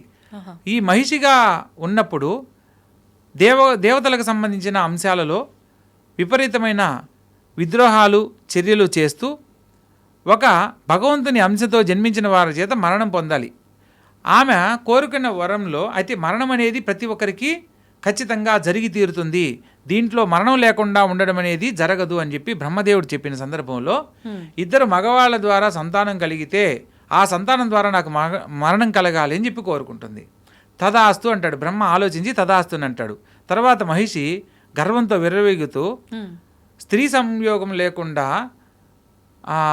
సంతానం ఎలా కలుగుతుంది, సో నేను కోరిన కోరికలో నాకు మరణం లేదు, నేను నీ వై గెలిచాను స్వామి అని చెప్పి బ్రహ్మ ముందు విర్రవిగి గర్వంతో వెళ్ళిపోతుంది అనమాట. ఇక విద్రోహ చర్యలన్నీ ఎన్ని రకాలుగా దేవలోకంలో ఎన్నో రకాలుగా ఇబ్బందులు కలిగిస్తూ తన రాజ్యాన్ని వృద్ధి చేసుకుంటూ రాక్షసుల చేత యజ్ఞయాగాది క్రతువులన్నింటినీ ఆపివేయించడం లాంటివి చేస్తూ ఉంటుందన్నమాట. ఆ సందర్భంలో క్షీరసాగర మదనం చేసి, ఇది త్రేతాయుగంలో జరిగింది. క్షీరసాగర మదనం జరిగిన సందర్భంలో ఈ అమృతం కోసము దేవతలు రాక్షసులు కొట్టుకుంటున్నారు. ఆ సందర్భంలో శ్రీ మహావిష్ణువు మోహిని రూపాన్ని దాల్చి జగన్మోహిని అవతారంలో ఈ యొక్క అమృతాన్ని పంచడం జరుగుతుంది. ఆ అమృతాన్ని పంచే సందర్భంలో అందరికీ పంచే సందర్భంలో ఈశ్వరుడు జగన్మోహిని అవతారంలో ఉన్న విష్ణుమూర్తిని మోహించి ఈ యొక్క సంగమం చేత హరిహరపుత్రుడైన ధర్మశాస్త్ర జన్మించడం జరుగుతుంది. అందుకనే ధర్మశాస్త్రను హరిహరపుత్ర ధర్మశాస్త్రే నమః అని చెబుతాం. హరిహరాదుల సంగమం చేత కలిగిన సంతానమని. ఆయన మనకు పురాణ కథల గురించి కనుక తెలుసుకునే ప్రయత్నం చేస్తే మనం ఇప్పుడు అయ్యప్ప స్వామి వారి అవతార రహస్యంలో పందలరాజు రాజశేఖరుడుగా చెప్పుకునే అతని పూర్వజన్మలో పరాత్పరుడు అనే ఒక మహా గొప్ప రాజు. ఆ రాజుకి సంతానం లేక ఈ యొక్క శబరిమల ప్రాంతంలో అడవుల వెంట తిరిగే సందర్భంలో పరమేశ్వరుడు, అతను మహాశివభక్తుడు, పరమేశ్వరుడు ఒక మునిలాగా అతనికి దర్శనమిచ్చి ఈ కొండపైన శబరి అనే ఒక ఆమె ఉంటుంది, ఆమెను సందర్శిస్తే ధర్మశాస్త్ర వ్రతాన్ని మీరు ఆచరించండి, ఆ వ్రతాన్ని ఆచరించిన వారికి మీరు కోరుకున్న సత్ఫలితాలు సంతాన భాగ్యానికి సంబంధించిన శుభవార్త వింటారు అని చెప్పి చెప్పడం జరుగుతుంది. ఈయన నేరుగా వెళ్ళి ఆ శబరిని అడగడము, ఆ శబరి చెప్పిన విధానం ప్రకారము పంబానదిలో మనకు పంబానది త్రివేణి సంగమం, మైనూరు, కల్లూరు, కొట్టూరు ఈ 3 నదుల సంగమం చేత ఏర్పడిన పంబానది. ఆ పంపానదిలో స్నానం ఆచరించి వ్రతాన్ని ఆరంభించబోయే ముందే ఒక దివ్యవాణి ఆకాశవాణి రూపంలో అతనికి వినపడుతుంది. మీరు ఇంత భక్తిగా ఆచరిస్తున్నందుకు మరుజన్మలో నేనే మీకు పుత్రుడనై పుట్టి మిమ్మల్ని అనుగ్రహిస్తాను, మీకు ప్రసన్నం కలిగిస్తాను అని చెప్పి స్వామివారి దివ్యవాణి వినపడి అంతర్ధానం అవుతుంది. ఆ తర్వాత కాలక్రమేణా పరాత్పరుడు కాలం చేసి మరుజన్మలో పందలరాజుగా కేరళ రాష్ట్రంలో జన్మించడం జరుగుతుంది. పందలరాజు రాజశేఖరుడిగా, అతని భార్య పందలరాజునికి భార్యగా జన్మించి మరలా ఈ యొక్క కలియుగంలో కూడా సంతానం లేకుండానే కొంత జీవితంలో ఇబ్బంది పడుతూ ఉంటారు. అడవి కోసం వేటకు వెళ్ళే సందర్భంలో ఈ యొక్క పొన్నంబలమేడు ప్రాంతంలో మణిమాలతో కంఠమునందు మణిమాల ధరించి కనిపించిన ఈ చిన్న శిశువుని భగవంతుని ప్రసాదంగా భావించి ఆ బాబును చూడగానే తనకు దివ్య పురుషుడిగా భావించి ఆ దివ్యత్వం వలన ఇతనుకు గత జన్మ గుర్తొచ్చి గత జన్మలో నాకు భగవంతుడు ఇలా అవతరిస్తాడని చెప్పన్నాడు, సో ఆ అవతార రహస్యమే ఇప్పుడు నాకు దర్శనమిచ్చి ఇలా నాకు సంతానంగా ఆయన అనుగ్రహించాడని చెప్పని ఇక భగవత్ప్రసాదంగా ఉన్న విషయాన్ని మర్చిపోయి తన సొంత బిడ్డగా ఇంట్లో అల్లారుముద్దుగా పెంచుకుంటూ ఉంటాడు. ఎప్పుడైతే అయ్యప్ప స్వామి వారు ఇలా మణికంఠుడిగా వారి రాజ్యంలోకి ప్రవేశించాడో అప్పటి వరకు సంతానం లేని ఆ రాజుకు వారికి కూడా ఒక సంతానం కలుగుతుంది. అయ్యప్ప స్వామి అవతార రహస్యంలో ధర్మశాస్త్రకు పూర్ణాంబ పుష్కలాంబలకు ఒక సంతానం కూడా ఉంది. అతని పేరు సత్యకన్. సత్యకన్ అంటారు. చాలామంది హరివరాసనం చదవమంటే చదువుతూ ఉంటారు, కానీ ఎందుకంటే హరివరాసనంలో మనము ఆ పాడే విధానంలో మనకు ఒక తన్మయత్వంలో ఉంటాం, కానీ అక్కడ అర్థం చేసుకునేంత ఆలోచన రాదు. ముఖ్యంగా ఎందుకంటే ఆ పాటలో సాక్షాత్తు అయ్యప్ప స్వామే నిద్రలోకి వెళ్ళిపోవడం జరుగుతుంది. అంత గొప్పగా ఉంటుందన్నమాట. అందులో ఒక వాక్యం ఉంటుందమ్మా, ప్రణయ సత్యకన్ స్వామి ప్రాణనాయకం ప్రణత కల్పకం స్వామి సుప్రవాంఛితం. అంటే ప్రణయ సత్యకన్ స్వామి ప్రాణనాయకం అంటే స్వామివారి హరివరాసనములో మనకు ఆల్రెడీ చెప్పబడింది, కానీ దాని గురించి ఎవరికి తెలియదు. సత్యకన్ చదువుతున్నారు కానీ అసలు ఏంటి సత్యకన్ అనే పదం ఎందుకు వాడారు, విశ్లేషణలో ఎవరు వెళ్ళలేదు కాబట్టి ఆ విషయాన్ని తెలుసుకోలేకపోయారు. తెలుసుకోవాలనే తపనతో నేను చేసిన ప్రయత్నంలో హరివరాసనం కనుక కరెక్ట్గా మొత్తంలో ప్రతి ఒక్క పదానికి అర్థంగా నాకు తెలుసుకుంటే అయ్యప్ప స్వామివారి చరిత్ర అవతార రహస్యంలో ఒక 65% స్వామివారిని మనం దివ్యంగా తెలుసుకున్న వాళ్ళం అవుతాం. ఈ ఒక్క దాంట్లోనే ఆ ఒక్క దాంట్లోనే అయ్యప్ప స్వామివారి చరిత్ర రహస్యానికి సంబంధించిన కొన్ని అంశాలను దాంట్లో పొందుపరచడం జరిగింది. ఇప్పుడు ఉదాహరణకు అయ్యప్ప స్వామివారి వాహనం ఏంటి అని అడిగామనుకోండి, ప్రతి ఒక్కరూ వెంటనే ఆయన్ని ఎక్కువగా పులి మీద చూడటం, అడవికి వెళ్ళేటప్పుడు పులి మీద ఉన్నాడు కాబట్టి అయ్యప్ప స్వామి వాహనం ఏంటంటే పులి పులి పులి అని చెప్పి అంటారు. ఇంకోటి కొన్ని పాటలు కూడా ఏం పాడారు, ఆటవికుడిగా ఉన్నప్పుడు పులి మీద వెళ్ళాడు, అంతేగాని పులి వాహనం కాదు ఆయనకి. ఇంకోటి కొన్ని పాటలు పులి వాహనుడై ఊరేగుతున్న స్వామి అయ్యప్ప అన్నప్పుడు కొత్తగా మాలేసే వాళ్ళకి అయ్యప్ప స్వామి వాహనం అంటే పులే అని మైండ్లో ఫిక్స్ అయిపోతారనమాట. కాదమ్మా, ప్రామాణికంగా మనం 2 పద్ధతుల్లో తెలుసుకోవచ్చు. అయ్యప్ప స్వామి వారి వాహనం గుర్రం. మనకు సంస్కృత పదంలో తురగం అంటే గుర్రం, తురగ వాహనం అంటారు. అది కూడా ఈ యొక్క హరివరాసనంలోనే చెప్పబడింది. తురగ వాహనం స్వామి సుందరాననం వరగదాయుధం స్వామి వేదవర్ణితం. అంటే తురగ వాహనాన్ని ఆయన వాహనంగా కలిగి ఉన్నాడు అని. మనకు ఈ పంబానది తీర ప్రాంతాల్లో మొత్తము ఇసుక మేటతో ఉండేది. ఇప్పుడంటే మనకు కాలంలో ఈ రోడ్లు ఇవన్నీ వచ్చాయి. ఆ ఇసుక మేట వల్ల ఏంటంటే అక్కడ తిరగగలిగేవి గుర్రాలే. పందలరాజు ఆయనకు బహుకరిస్తాడు, ఆయనకి నాయనా ఇది నీది అని. ఇప్పుడు కొన్ని విషయాలకు చూసుకుంటే కనుక మనం ఈ దీక్షలో ముఖ్యంగా అండి కొన్ని భక్తితో చేస్తుంటే పర్లేదు, కానీ కొన్ని మూఢనమ్మకంగా కూడా మారిపోతున్నాయి. అది కొంతమంది వల్ల, అది తెలిసి తెలియకుండానే. అంటే ఒక నార్మల్ సాధారణ మనిషిగా ఉన్నప్పుడు ఎన్నెన్నో చేసేస్తుంటాం, కానీ ఒక మాలలో దీక్షలో ఉన్నప్పుడు ఖచ్చితంగా మనం భగవంతుడి స్వరూపంలో ఉన్నాము అన్న భావనతో అయినా మంచి పనులు చేస్తే బాగుంటుంది. కానీ విచ్చలవిడిగా ప్రవర్తిస్తూ ఉంటారు. నోటికి ఎంత మాట వస్తే అంత మాట మాట్లాడేయడము, అక్కడికి వెళ్ళిన తర్వాత కూడా అంటే తోసుకోవడం కానివ్వండి, ప్రతి ఒక్కటి మీరు ఎన్నెన్నో చూసుంటారు మీ అనుభవంలో. నేనేం చెప్తున్నా కూడా మీకు అర్థమై ఉంటుంది. ఒకసారి వాటి గురించి. తప్పకుండా అమ్మా. ఇక్కడ దీక్షా నియమాలలో మనం సాత్విక ఆహారాన్ని గనక భుజించినట్లయితే మన ఆలోచన విధానం కూడా మారుతుందమ్మా. ఇక్కడ ఏమవుతుంది, అయ్యప్ప స్వామికి మంచిగా భోజనం పెట్టాలనే భావంతో రుచికరమైన వంటల్లో ఉల్లిపాయ వెల్లుల్లి వాడకూడదు. కొందరు పూజల్లో వాడడం వల్ల కానీ లేదా రుచికరమైన భోజనాన్ని అందించడం వల్ల కారాన్ని ఎక్కువ కారంగా తిన్నప్పుడు ఏమవుతుంది, నెమ్మదిగా మాట్లాడేవాడు కూడా ఖచ్చితంగా మాట్లాడడం జరుగుతుంది. దీక్షాధారణ నియమాలలో వీలైనంత వరకు మౌనాన్ని పాటిస్తూ భగవంతుని ధ్యానిస్తూ మనం ఆ యొక్క జీవనాన్ని గడుపుతూ ఉండాలి. మనం భగవంతుని మీద భక్తితో ఈ దీక్షను ఒక ప్రామాణికంగా ఒక ప్రమాణం చేసి మనం ఆచరిస్తున్నాం. ఫస్ట్ తెలిసి తెలియక మేము చేసే తప్పులను క్షమించమని కోరుకుంటూ క్షమాపణ కూడా చెప్తున్నాం. అంటే మనం ఏ భగవంతునికైనా సరే నమస్కారం చేసుకుంటాము, సో ఉద్వాసం చెప్పేసి స్వామివారిని మరలా యథాస్థితి పరికల్పయామని చెప్తాం. కానీ ఇక్కడ స్వామి తెలిసి తెలియక నేను చేసే సకల తప్పులను కాపాడి రక్షించి కాపాడు తండ్రి అని చెప్పి మనం నమస్కారం చేసుకుంటాం. నమస్కారం ఆడ క్షమాపణ చెప్పిందంటే తెలియక చేస్తే దాన్ని క్షమించమని కోరడం, తెలిసి చేయమని కాదు. ఇక్కడ ఏమవుతుందంటే అయ్యప్ప స్వామి వారి దీక్షలో మామూలుగా అంటే ఇప్పుడు ఒక సీజన్ మాల్ లాగా అయిపోయిందమ్మా. అయ్యప్ప స్వామి వారి మాల ఖచ్చితంగా మండల కాలం మాత్రమే ధరించగలిగితేనే దీక్ష ధారణ చెయ్యాలి, లేకపోతే దీక్ష చేసుకోకపోయినా ఏం కాదు. ఇప్పుడు ఈ మండలం అంటే కూడా చాలా మంది 41, 42 అంటున్నారు. మరి అది అసలు ఎన్ని రోజులండి మండలం అని? అంటే 48 రోజులమ్మా. 48 ఎట్లా స్వామి మరి 41 అంటున్నారు కదా, మీరు 48 అన్నారు, ఎలా దీన్ని నిర్ధారణ చేయడం అని అంటే ప్రామాణికం దానికి ఉంది. మనకు రాసులు ఎన్నమ్మా? 12 రాసులు. నక్షత్రాలెన్ని? 27. గ్రహాలెన్ని? 9. 12 + 9 + 27 మొత్తం కలపండి 48. దీన్ని గ్రహమండలం అంటారు. మనం ఈ భూమండలం మీద ప్రతి మనిషి గ్రహమండలాన్ని ఆధారం చేసుకుని జీవనం సాగిస్తున్నాడు. మనం పగలు వెలుతురు రాత్రి, మీకు ఒక పేరు నాకు ఒక పేరు, నాకు ఒక రాశి మీకు ఒక రాశి, గ్రహాలు రాశ్యాధిపతులు వీళ్ళందరూ ఆధారం చేసుకొని వాళ్ళ స్థితిగతులు తెలుసుకొని మనం జీవనం సాగిస్తున్నాం. గ్రహమండలాన్ని ఆధారం చేసుకొని మనం బ్రతికేటప్పుడు మండల కాలం అంటే 48 రోజులు. పూర్వకాలంలో ఏదైనా కూడా మండల కాలంలో మార్పు వస్తుంది. ఒక విద్యలో ఒక మంత్ర సాధన చేయాలంటే మండల కాలంలో సాధించవచ్చు. ఒక రోగి అనారోగ్యంతో బాధపడుతున్న వాడికి ఒక వైద్యం మండల కాలంలో నయమవుతుంది.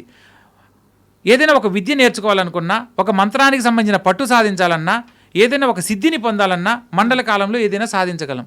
అందుకని ఈ మండల కాలాన్ని 48 రోజులుగా మనకు తెలియజేయడం జరిగింది. కానీ 41నే పాటిస్తున్నారు. ఎందుకనంటే మనకు మహాలయ పక్షాలు 15 రోజులని పక్షం తీసుకుంటాం. కేరళ సాంప్రదాయంలో, మలయాళ సాంప్రదాయంలో వారం రోజులే వస్తుంది. అందుకని వారం రోజులు తీసేసి 41 కాలాన్ని 41 రోజులనే మండల కాలంగా కేరళ సాంప్రదాయం ప్రకారం మనం మాలధారణ చేస్తున్నాం. కానీ పాటిస్తున్నాం కాబట్టి 41 రోజులు మండల కాలం అని అనుకుంటున్నాం. కానీ మండలం అంటే 48 రోజులు.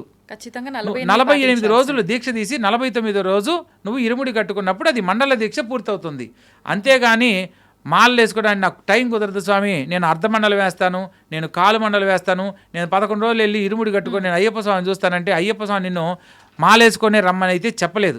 కొంతమంది అక్కడికి వెళ్ళి కూడా ఇడుముడి కట్టుకొని స్వామికి సమర్పిస్తారు. అవునమ్మా, అది చాలా తప్పమ్మా. ఈ నియమాలు ఎవరైతే ఈ నియమాలను ఎప్పుడైతే పక్కన పెడతారో అప్పుడే ఆ మాలకున్న విశిష్టతను తెలుసుకునే అవకాశం ఉంటుంది. కొందరు గురుస్వామిగా ఉన్నవాళ్ళు ఎవరైనా సరే మాలధారణ చేయబోయే సందర్భంలో నువ్వు మండల కాలం దీక్షధారణ చేస్తానంటేనే నేను మాలధారణ చేస్తాను అని చెప్పి ఒక నియమాన్ని కనుక పెడితే ప్రతి ఒక్కరూ మండల కాలంలో సంపూర్ణంగా స్వామివారిని ధ్యానించి ఆ తర్వాత స్వామి దర్శనం చేసుకోవడానికి అవకాశం కలుగుతుంది. ఇప్పుడు ఖచ్చితంగా అంటే చాలామంది 41 రోజుల దీక్ష అని అనుకుంటున్నారు. కాబట్టి 41 రోజులు కాకముందే, ఇక్కడ దీక్ష కంప్లీట్ కాకముందే ఒక 5-6 రోజులు ముందుగానే ఇరుముడి కట్టేసుకొని బయలుదేరి మిగతా యాత్రలన్నీ చేసుకుంటూ వెళ్ళి అక్కడికి వెళ్ళే వరకు కంప్లీట్ అవుతుంది అని అనుకుంటున్నారు. అలా చేయడం కరెక్టే అంట? తప్పమ్మా. మండల కాలం అని అంటే దీక్షను సంపూర్ణంగా పూర్తి చేసినప్పుడే అది మండలం అవుతుంది. మీరు మీ దగ్గర తినడానికి అన్ని రకాల వస్తువులు ఉన్నాయి, వండితే పదార్థం అవుతుందా? నా దగ్గర ఉన్నాయి అనుకుంటే పదార్థం అవుతుందా? వండితేనే పదార్థం. అంటే మనం పూర్తి చేయాల్సిందే కంపల్సరీ. ఇది బియ్యమే కదా తింటే అరిగిపోద్ది, ఇది పప్పు కదా తింటే పప్పు అయిద్ది అని అనుకుంటే కాదు కదా. కందిపప్పు పప్పు కాదు కదా, ఉడికించాలి, దానికి చేయాల్సిన ప్రాసెస్ ఉంటుంది. సో మన జీవితంలో మండల కాలానికి సంబంధించిన విశిష్టత తెలుసుకున్నప్పుడు దాన్ని సంపూర్ణంగా పూర్తి చేసినప్పుడే దాని ఫలితం లభిస్తుంది. ఇప్పుడు భగవంతుడిని కోరుకునేటప్పుడు కూడా భగవంతుడు చెప్పొచ్చు, నువ్వు మండలకాలం ఇలా చేసావు కాబట్టి నీకు 1 కోటి రూపాయలు ఇద్దాం అనుకున్నాను, నీకు 10 లక్షలు ఇస్తానని అంటే ఒప్పుకుంటాడా? ఏం స్వామి, నేను 10 రోజులైనా కరెక్ట్గా ఉన్నాను కదా స్వామి, నన్ను అనుగ్రహించు కదా స్వామి అని అంటాడు. సో మనకు కావాల్సిన ఫలితం పుణ్యం సంపూర్ణంగా కావాలి అని అనుకున్నప్పుడు భగవంతుణ్ణి ధ్యానించే విషయంలో మనం కొన్ని కారణాల చేత దాన్ని తగ్గించుకొని ఆరాధించమని చెప్పలేదు. నువ్వు కరెక్ట్గా దీక్షను ఆచరించడానికి అవకాశం ఉంటే కాదు, ఖచ్చితంగా ఉండేలా చేసుకుని చేయాలి. లేనప్పుడు నువ్వు నేరుగా పాదయాత్ర చేస్తూ స్వాములతో పాటే వెళ్ళి మాల లేకుండా స్వామివారిని 18 మెట్లు ఎక్కడానికి అర్హత ఉండదన్నమాట. మాలధారణ లేకుండా విడిగా కూడా మనం వెళ్ళి స్వామివారిని దర్శించవచ్చు. అలా ఇప్పుడు అయ్యప్ప స్వామినే దర్శించాలి అనే దానికి మాలధారణ అవసరం లేదు. మీకు ఒక సందేహం కలగాలి, అసలు మాలధారణకు ఇవన్నీ అవసరమా స్వామి? నాకు భగవంతుడి మీద సంపూర్ణమైన భక్తి ఉంది, ఇవన్నీ ఎందుకు స్వామి? మాలలు, ఈ యొక్క రంగు బట్టలు, నల్లు బట్టలు, ఇవన్నీ ఎందుకు అని సందేహం కలగాలి. ఎందుకు అని అంటే అమ్మా, మనకు ఎదురుగా ఎవరైనా వస్తున్నారు, వాళ్ళ ఇంట్లో ఏదైనా కుటుంబంలో ఆటంకం జరిగింది, పెద్దవాళ్ళు కాలం చేస్తున్నారు, మనం దీక్షలో ఉన్నామని తెలియడానికే ఈ అలంకరణ. భగవంతుణ్ణి ఆరాధించడానికి ఎటువంటి నీకు వేషధారణ అవసరం లేదు. మన వాగ్గేయకారులు, త్యాగరాజస్వామి వీళ్ళందరూ ఏ వేషధారణలు వేసుకున్నారమ్మా? భగవంతుని మీద భక్తితో పాటలు పాడడం ఒకటే తెలుసు వాళ్ళకి. అన్నమయ్య గారిని తీసుకున్న వీళ్ళు భక్తికి ఏదైనా దాని ముందు ఇంకేది దిగదుడిపి అనమాట. సో ఇవన్నీ అలంకరణలు ఏంటంటే, మనం ఈ సమాజంలో తిరుగుతున్నప్పుడు మనం నిష్టగా ఉన్నాము, మనం ఒక ధ్యానంలో ఒక దీక్షలో ఉన్నామని ఎదుటి వాళ్ళకి తెలియడం కోసం. ఎదుటి వాళ్ళకి ఎందుకు తెలియాలి స్వామి అని అంటే, అవతల వాళ్ళ కుటుంబంలో ఏదన్నా మైల కానీ దోషం కానీ ఉన్నప్పుడు మనము ఉదయ సంధ్యాలలో మూడు పూట్ల స్నానం ఆచరిస్తూ భక్తిభావంతో మనం ఒక నియమాన్ని పాటిస్తూ ఉన్నప్పుడు మన వ్రతానికి దీక్షకు ఎటువంటి భంగం కలగకూడదు అని ఉండాలి అని అంటే మనం ఒక ప్రత్యేకతగా కనపడాలి. అందుకోసమే ఇది. అంతేగాని నువ్వు ప్రజెంటేషన్కు అయితే కాదు. ఎదుటి వాళ్లకు తెలియడం వల్ల అవతల వాళ్ళల్లో ఏదైనా పొరపాటు ఉందనుకోండి, ఓకే మనం ఇప్పుడు స్వామి దీక్షలో ఉన్నాడు కాబట్టి ఇప్పుడు మనం వాళ్ళతో మాట్లాడకూడదు అని చెప్పి వాళ్ళు పక్కకి వెళ్ళిపోవచ్చు, లేదా ఏదైనా విషయం మనతో డిస్కస్ చేయకపోవడం జరుగుతుంది. ఎందుకంటే అందుకనే మితంగా మాట్లాడాలి, మితంగా భోంచేయాలి అనేది మనకు ఈ దీక్షా నియమాల్లో ప్రధానంగా చెప్పారు. మనం జనరల్గా మాట్లాడుతున్నట్టు వెళ్ళి మామూలుగా మాట్లాడేటప్పుడు కొన్ని విషయాలు అవతల వాళ్ళ దగ్గర తెలుసుకునే అవకాశం ఉంటుంది.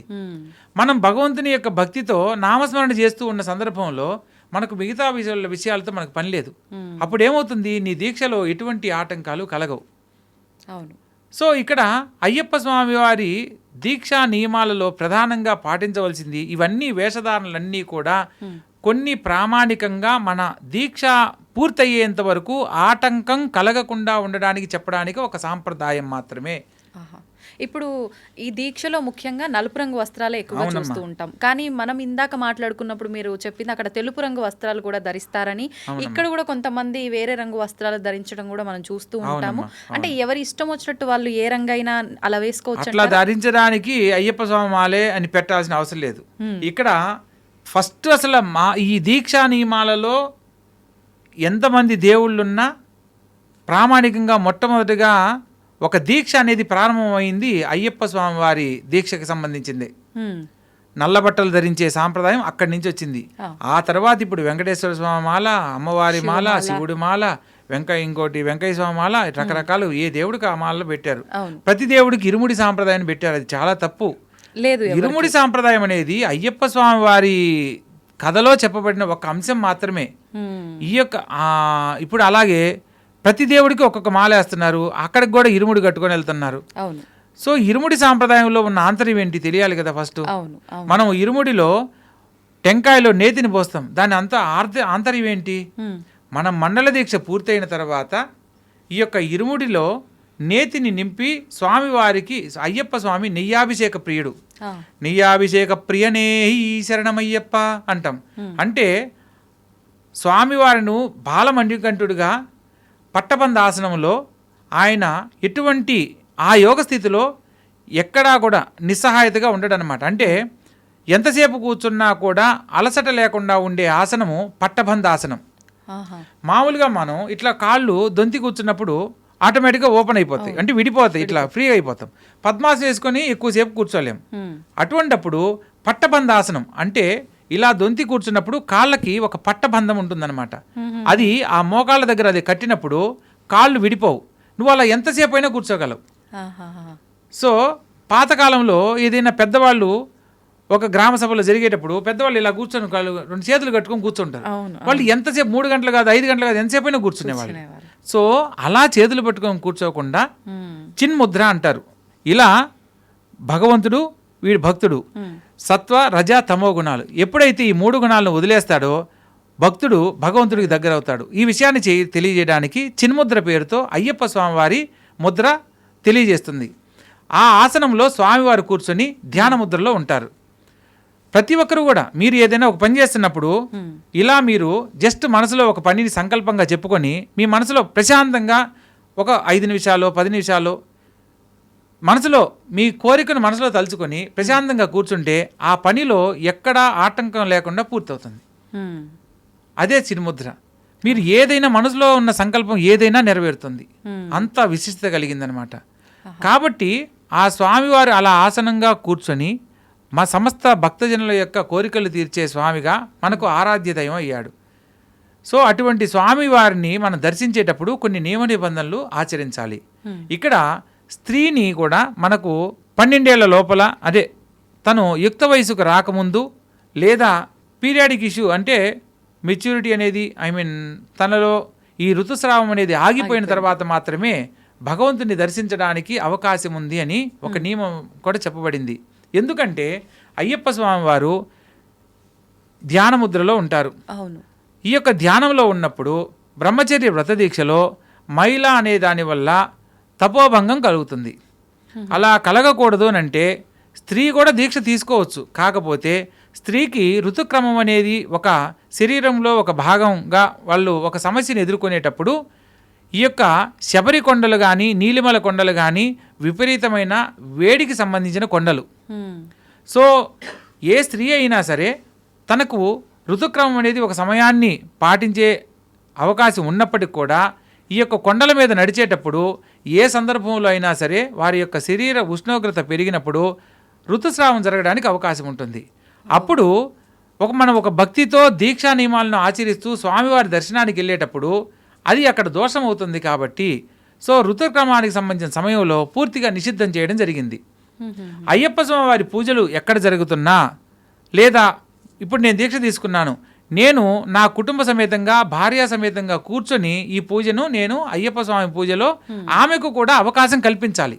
చాలామంది గురుస్వాములు అంటే కొందరు విషయ పరిజ్ఞానం అంటే అయ్యప్ప స్వామి వారి విశిష్టత తెలియని కొందరు గురుస్వాములు ఏం చేస్తున్నారంటే బ్రహ్మచర్య వ్రత దీక్ష తీసుకున్నప్పుడు భార్య కూర్చోకూడదని ఆమెను దూరంగా కూర్చోబెట్టి పూజ చేస్తూ ఉన్నారు. ఒక ఉదాహరణకు మనం సాధారణంగా జరిగే విషయం చెప్పుకుందాం. మన ఇంట్లో ఒక స్వామి మాలధారణ చేశాడు.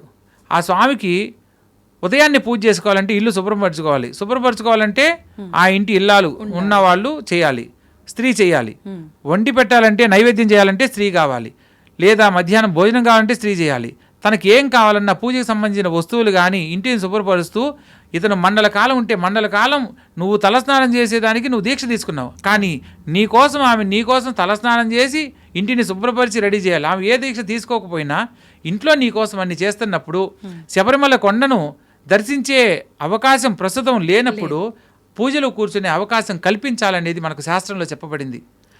సతీ సమేతంగా కూర్చొని చేస్తేనే అతనికి యాత్రా ఫలితము దీక్షా ఫలితం ఖచ్చితంగా లభిస్తాయి. అంతేగాని ఆమెను సపరేట్గా పెట్టి నువ్వు ఇక్కడ పూజ చేసి ఘనంగా నువ్వు 1,00,000 రూపాయలు 10 లక్షలు ఖర్చు పెట్టి పూజ చేసి నేను అంత గొప్పగా చేశాను 1000 మందికి భోజనం పెట్టానంటే ఒక్కరికి పెట్టిన ఫలితం కూడా లభించదు. మనకు స్త్రీ ధర్మాలు కూడా వివరంగా చెప్పబడ్డాయమ్మా. మనువు స్త్రీ ధర్మాల గురించి తెలియజేశాడు. ఒక్కొక్క గురువు ఒక్కొక్క విధానంలో మనకు ఇన్ని తెలియజేసినప్పుడు స్త్రీకి సంబంధించినవి కొన్ని మనం ఆచరించినప్పుడు మాత్రమే ఆ యొక్క పరిపూర్ణత లభిస్తుంది. రాములు వారు యాగం చేయడానికి సీతాదేవి దంపసమేతంగా చేయవలసిన యాగానికి ఆమె లేదనంటే బంగారంతో ఆమెను తయారు చేసి ఆ యాగాన్ని పూర్తి చేయడం జరిగింది. అంటే కొన్ని గృహస్థ ధర్మాలు ఆచరించేటప్పుడు భార్యా సమేతనే చేయాలనే శాస్త్రమే చెప్పినప్పుడు నువ్వు అవి లేకుండా చేసుకున్న ఏ దీక్షకు ఫలితం ఉండదు. సో ఇలా మనం తెలుసుకున్న ప్రతి ఒక్క అంశాన్ని పూర్తిగా తెలుసుకొని ఆచరించాలి. కొందరు గురుస్వాములు ఉంటారమ్మా, 5వసారికి నేను గురుస్వామిని అయ్యాను అని అనుకుంటే గురుస్వామి కాడు. ఇక్కడ అయ్యప్ప స్వామి దీక్ష తీసుకునే వాళ్ళకి ఒక్కొక్కరికి ఒక్కొక్క పేరు ఉంటుంది. 12 ఏళ్ల లోపల 11 ఏళ్ల లోపల కనుక దీక్ష ధారణ చేసిన మగపిల్ల వాళ్ళను మణికంఠ స్వామి అని అంటారు. మ్మ్. ఆడపిల్లలు కనుక వేస్తే కూచి స్వామి అని అంటారు, 12 ఏళ్ల లోపున్న ఆడపిల్లలను. అదేవిధంగా మొదటిసారి దీక్ష తీసుకున్న వాళ్ళను యుక్త వయసులో ఉంటే కన్యాస్వామి అని అంటారు. కన్యాస్వామి అంటే మొట్టమొదటి స్వామి. అయ్యప్ప స్వామి వారి దీక్షలలో నువ్వు 30 సార్లు వెళ్ళిన వాడి కంటే కూడా మొదటిసారి దీక్ష తీసుకున్న వాడికి ఎక్కువ ప్రాధాన్యత ఉంటుంది. ఎందుకనండి? అయ్యప్ప స్వామి వారికి చరిత్రలో మనకు కన్యాస్వామికి చాలా విశిష్టత కలిగినట్లు చరిత్రలో చెప్పబడింది. మ్మ్. సాక్షాత్తు ఎప్పుడైతే మహిషి సంహారం జరిగిందో ఆ సందర్భంలో ఆమె శాప విమోచనం చెంది పుణ్యస్త్రీగా పూర్వజన్మలో లీలావతిగా మ్మ్. ఆమె పూర్వరూపాన్ని దాల్చుతుంది. ఆహా. అమిత సౌందర్యవతి. అయ్యప్ప స్వామిని చూసి ఆమె మోహిస్తుంది. మ్మ్. మోహించే సందర్భంలో అయ్యప్ప స్వామి ఏమంటారు, నేను మిమ్మల్ని పరిణయం ఆడాలనుకుంటున్నానని చెప్పి ఆ తల్లి అడిగినప్పుడు అయ్యప్ప స్వామి చెప్తారు, త్రిమూర్తుల యొక్క భార్య అంశలో మీరు జన్మించారమ్మా, మీరు నాకు మాతృ సమానులు అవుతారు, అది తగని పని అని చెప్పేసి చెప్పడం జరుగుతుంది.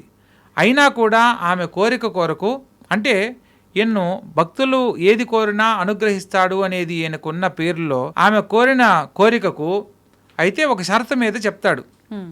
ఎప్పుడైతే కన్యస్వాములు రాకుండా ఉంటారో అప్పుడు మాత్రమే నేను నిన్ను పరిణయం ఆడతానని చెప్పి చెప్పడం జరుగుతుంది. మ్మ్. అంటే కన్యస్వాములు ఎప్పుడైతే రాకుండా ఉంటారో అప్పుడు పెళ్లి చేసుకుంటానన్నాడు కదా అని చెప్పి యాక్సెప్ట్ చేయడం, అంటే ఒప్పుకోవడం జరుగుతుంది. ఆహాహా. ఓకే. కన్యస్వాములుగా అయితే దీనికి ప్రామాణికం మనం ఎలా తెలుసుకోవచ్చు అంటే అలుదా నదిలో అలుదామేడు కలిడంకుండ్రు మ్మ్. మహిషి అక్కడ మోక్ష ప్రాప్తిని పొందింది ఎప్పుడైతే ఈ విషయాన్ని తెలుసుకుందో. ఈ కల్లిడం కుండ్రు అనే ప్రదేశంలో, మ్మ్. కల్లిడం అంటే కళ్ళు అంటే రాయి, ఆహా. అక్కడ రాయిని తీసుకుని వచ్చి ఎక్కడైతే మహిషి సంహరించబడిందో ఆ ప్రదేశంలో ఆ రాయిని పెట్టాలి. ప్రామాణికంగా వచ్చిన సాంప్రదాయం ఇది. మ్మ్. ప్రస్తుత కాలంలో అందరూ పెద్ద పాదం వెళ్ళడానికి కుదరదు. ఇది పెద్ద పాదంలో వెళ్ళే వాళ్ళకే తెలుస్తుంది. మ్మ్. చిన్న పాదం అంటే పంబా నది నుంచి వెళ్ళే దారిని చిన్న పాదం అంటారు. ఆహాహా. సో ఈ చిన్న పాదంలో వెళ్ళే వాళ్ళు ఎరిమేళ్ళలో నాట్యమాడి పేటతుల్లాడి, మ్మ్. సో మనం ఇక్కడ ఇది కూడా మరొక అంశంలో మనం చెప్పుకుందామమ్మా, ఆ. పేటతుల్లి అని అంటారు. మహిషి సంహారం జరిగిన వేడుకను ఆటవికులందరూ, అంటే మహిషి చచ్చిపోయింది ఇంకా మనం సంతోషంగా ఉండొచ్చని ఆటవిక వేషధారణలో వాళ్ళు ఒక పండగ చేసుకుంటారు. మ్మ్. అయ్యప్ప స్వాములుగా వెళ్ళిన వాళ్ళందరూ కూడా ఈ ఎరిమేలి ప్రాంతంలో ఆటవికులుగా వాళ్ళు వేషధారణ చేసుకుని నాట్యం ఆడుతూ ఈ యొక్క పాదయాత్ర ప్రారంభిస్తారు ఓకే. స్నానమాచరించి. ఆహాహా. సో ఈ సాంప్రదాయంలో ఆమె చనిపోయిన ప్రదేశంలో ఈ యొక్క రాయిని తీసుకుపోయి అక్కడ పెడితే ఆమె మరలా ఆ రాక్షస జన్మ మరలా జన్మించదు అని చెప్పడానికి రాళ్లను అక్కడ వదిలిపెట్టాలని చెప్పి అన్నారు. కానీ చిన్న పాదంలో వెళ్ళేటప్పుడు కన్యస్వామిగా వెళ్ళిన వాళ్ళు అయ్యప్ప స్వామి బాణాన్ని సంధించి, మణికంఠుడిగా బాణాన్ని సంధించి శరంగుత్తి ఉన్న చోట శబరిమలను దర్శించమని అక్కడ ఆలయ కట్టమని చెప్పాడు. కాబట్టి ఒక్కొక్క కన్యస్వామిగా ఉన్న వాళ్ళు ఒక బాణాన్ని కడతారు ఆ ఆటవికుడిగా ఉన్నప్పుడు. ఆ బాణాన్ని తీసుకొచ్చి శరంగుత్తిలో మనం ఏర్పాటు చేస్తే వాళ్ళు మొట్టమొదటిసారి వచ్చి స్వామివారిని దర్శించుకున్నట్టు. ఆహాహా. సో అంటే కన్యస్వాములు వచ్చారు రాలేదని తెలియడానికి ఒక సాంప్రదాయం.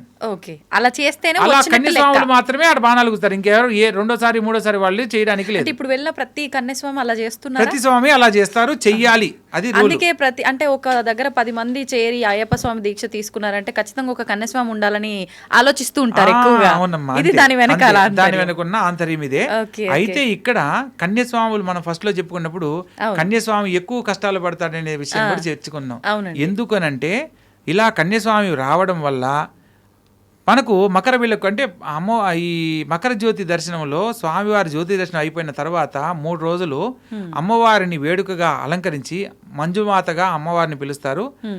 మాలిగై పురత్తమ్మ అంటారు. ఆ అమ్మవారిని ఆ ఏనుగు అంబారి మీద కూర్చోబెట్టి పెళ్లి కూతురులాగా అలంకరించి ఈ యొక్క శరంగుత్తి దగ్గరికి తీసుకొస్తారు. ఆహాహా. తీసుకొచ్చినప్పుడు ఎప్పుడైతే కన్యస్వాములు రారో అప్పుడు నేను నిన్ను పెళ్ళాడతాను అన్నాడు కదా. సో స్వామి ఆ అమ్మవారిని ఇక్కడికి తీసుకొచ్చినప్పుడు ఈ బాణాలు గుర్తిని చూసి ఆమె కోపోద్రిక్తురాలవుతుంది. ఆ అమ్మవారి రూపంలో ఉన్న ఏదైతే విగ్రహం ఉందో ఆ విగ్రహంలో ఉన్న ఆత్మ ఏనుగులోకి ఆవహించి ఏనుగు కళ్ళు ఎర్రగా మారడము, ఆ సందర్భంలో ఆ బాణాల గుంపునంతా చెల్లాచెదరు చేయడం జరుగుతుంది. అలా చెల్లాచెదరు చేయడం వల్ల దానిలో ఉన్న ఆంతర్యం ఏంటంటే ఈ కన్యస్వాములు రావడం వల్లే కదా నా పెళ్లి మరలా సంవత్సరానికి వాయిదా పడింది.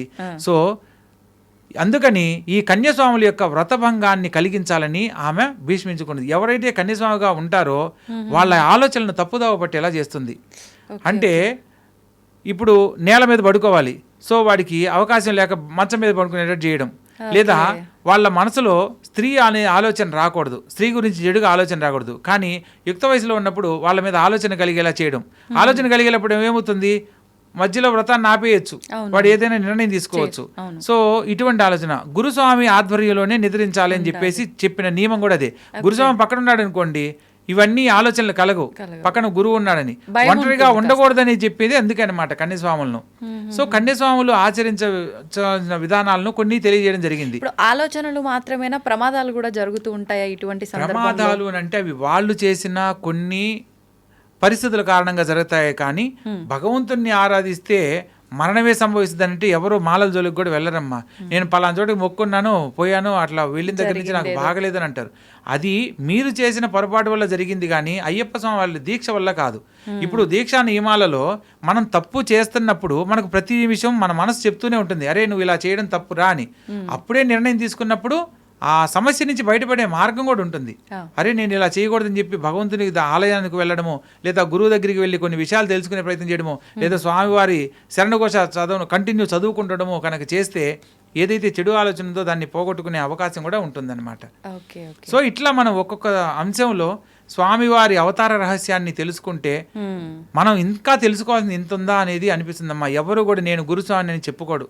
ఎందుకంటే అయ్యప్ప స్వామి వారి మాలధారణలో కరెక్ట్గా నియమాలను మనం పాటిస్తే మనకు కావాల్సిన అన్ని రకాల సకల భోగభాగ్యాలను అష్టైశ్వర్యాలను ఆయన ఇస్తాడు. అయ్యప్ప స్వామి వారి దీక్షలో నువ్వు తెలిసి తెలియక చేసినా కూడా ఆయన అనుగ్రహిస్తాడు. కానీ ఇంకా ఖచ్చితంగా కొన్ని నియమాల ప్రకారం కనుక ఆచరిస్తే మన జీవితంలో మన వంశానికి సంబంధించి ఆ తరతరాలు కూడా చరిత్రకు సంబంధించిన అంశాలలో ఎక్కడా పొరపాట్లు జరగవు. ఆ స్వామివారి విశిష్టత భావితరాలకు కూడా అందించిన వాళ్ళం అవుతాం. ఈరోజు మనం ఒక్కొక్క గురువు చేసే తప్పు వల్ల ఏమవుతుందంటే అదే నియమంగా మారి తర్వాత అది ఆచరణకు సంబంధించిన పూర్తి విషయాలన్నింటినీ మర్చిపోవడానికి తెలియకపోవడానికి కారణమవుతుంది. అవునండి, అవును, వాస్తవం.